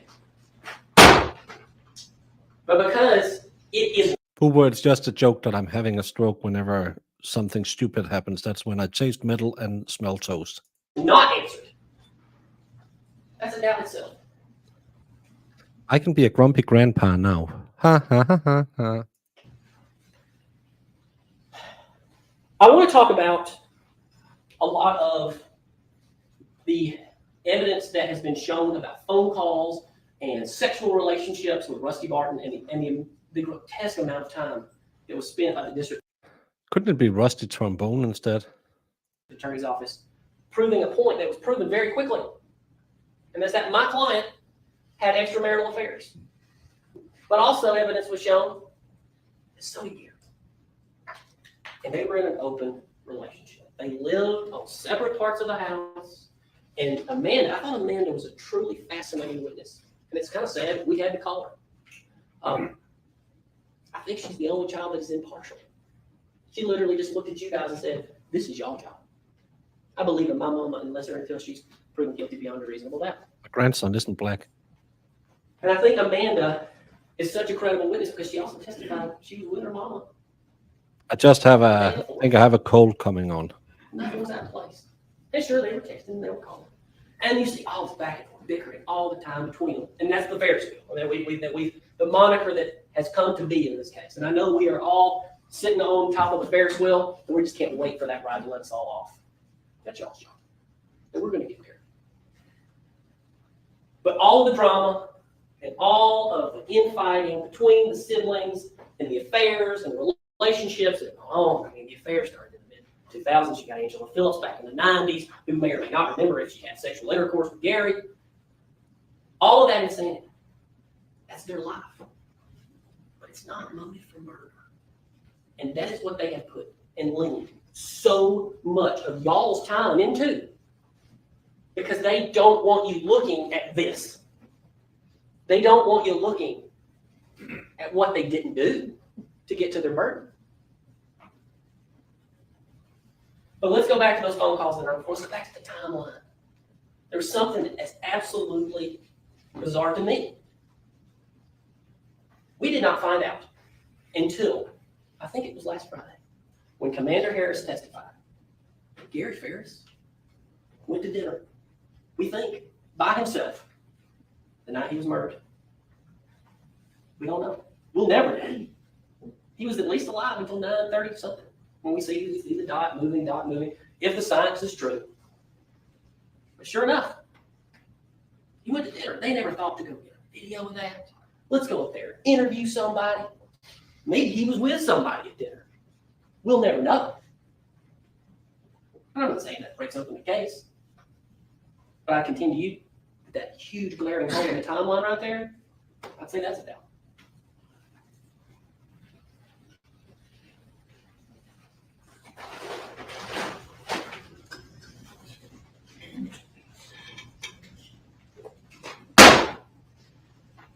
That's 200 pounds now. Scott had been out at the lake all day. Golfing, laking. And there was a lot of testimony I heard about that and the life and the dynamic that he had on the farm. He referred to the farm. So I can start using for he the culture referred to now. the farm as his property, his possession. I mean, his sister even called it kind of comical. But you saw, and you'll get to go back through any of those you want to go back through and see the communications between Scott and his father. What really was happening. When do I have was time that Scott to was a grown man. chicken soup? Okay, every second. So whatever they're saying about Melody, it has to at least apply to Scott. He was completely controlled by his father financially. Bring me back that credit card. Where's my credit card? It better be in my wallet when I get back. Over and over and over. It's in the messages. You've seen it. You can go see it again. So that financial motive alone, that control, wanting something that's not his, I think that's a doubt. Oh, he's wrapping up because now it's 250. 250.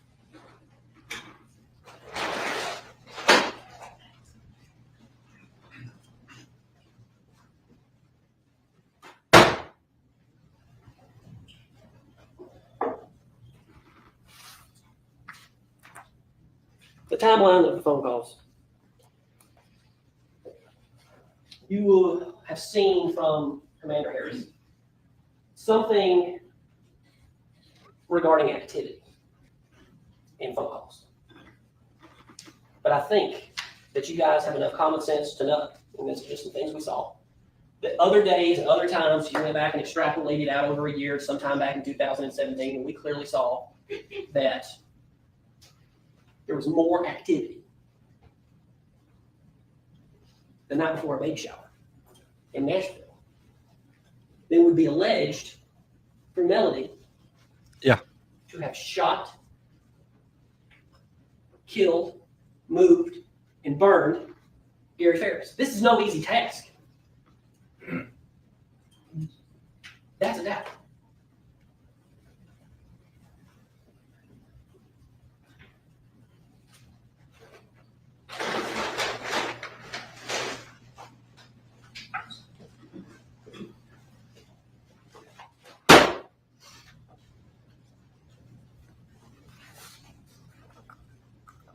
All of the weapons that could have been used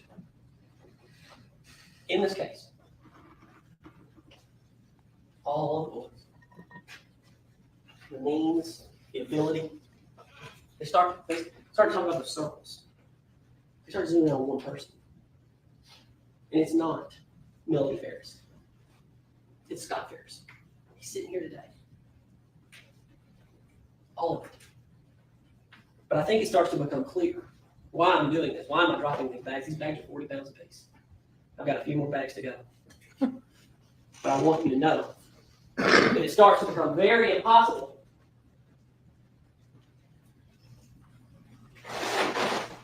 when you add this up, that someone who weighs 120 pounds can move this. That is a doubt in its own right. But there was a person on the property who could. And that's Scott Farris. He's sitting there today. No, but it can work for some people. Hey,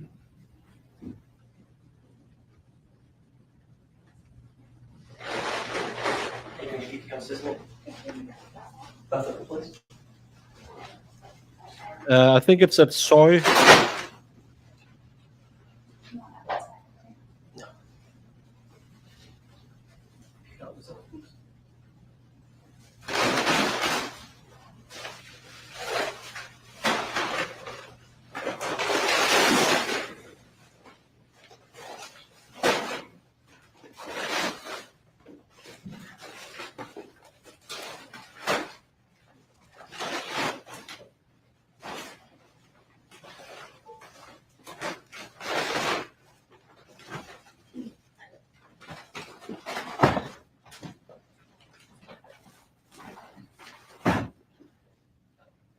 Yeah, you didn't think this one through.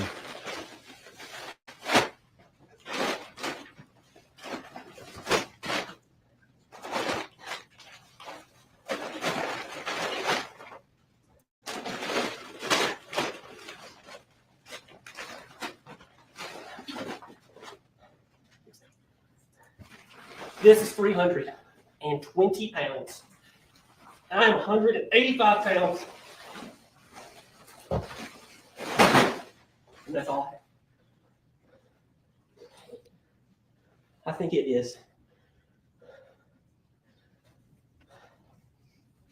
the heaviest doubt of all that they have provided you with no means, plan that this could have ever happened by Melody. They have established there was tractors on the property and RTVs, but as my client or as my partner very clearly laid out to you, I'm sorry. As my partner very clearly laid out to you, they didn't do their job. They've provided no way that you could have done this. They didn't check the boxes.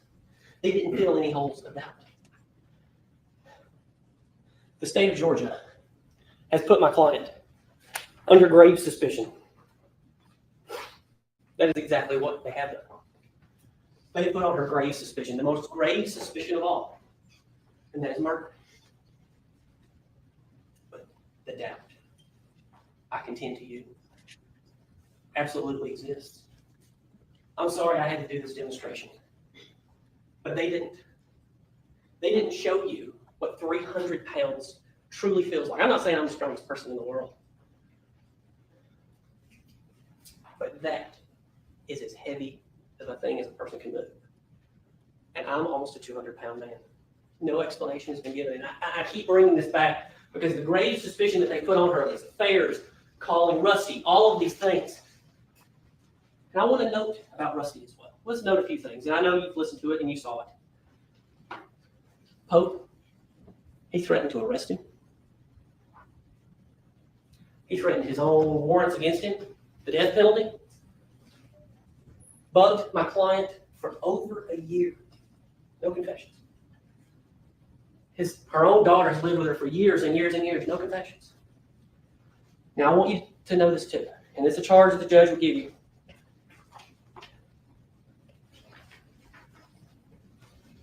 My client does not have to testify. She did. She chose not to testify.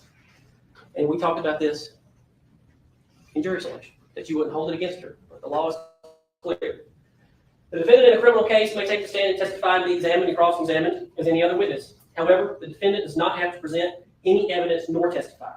If the defendant chooses not to testify, you may not consider that in any way in making your decision.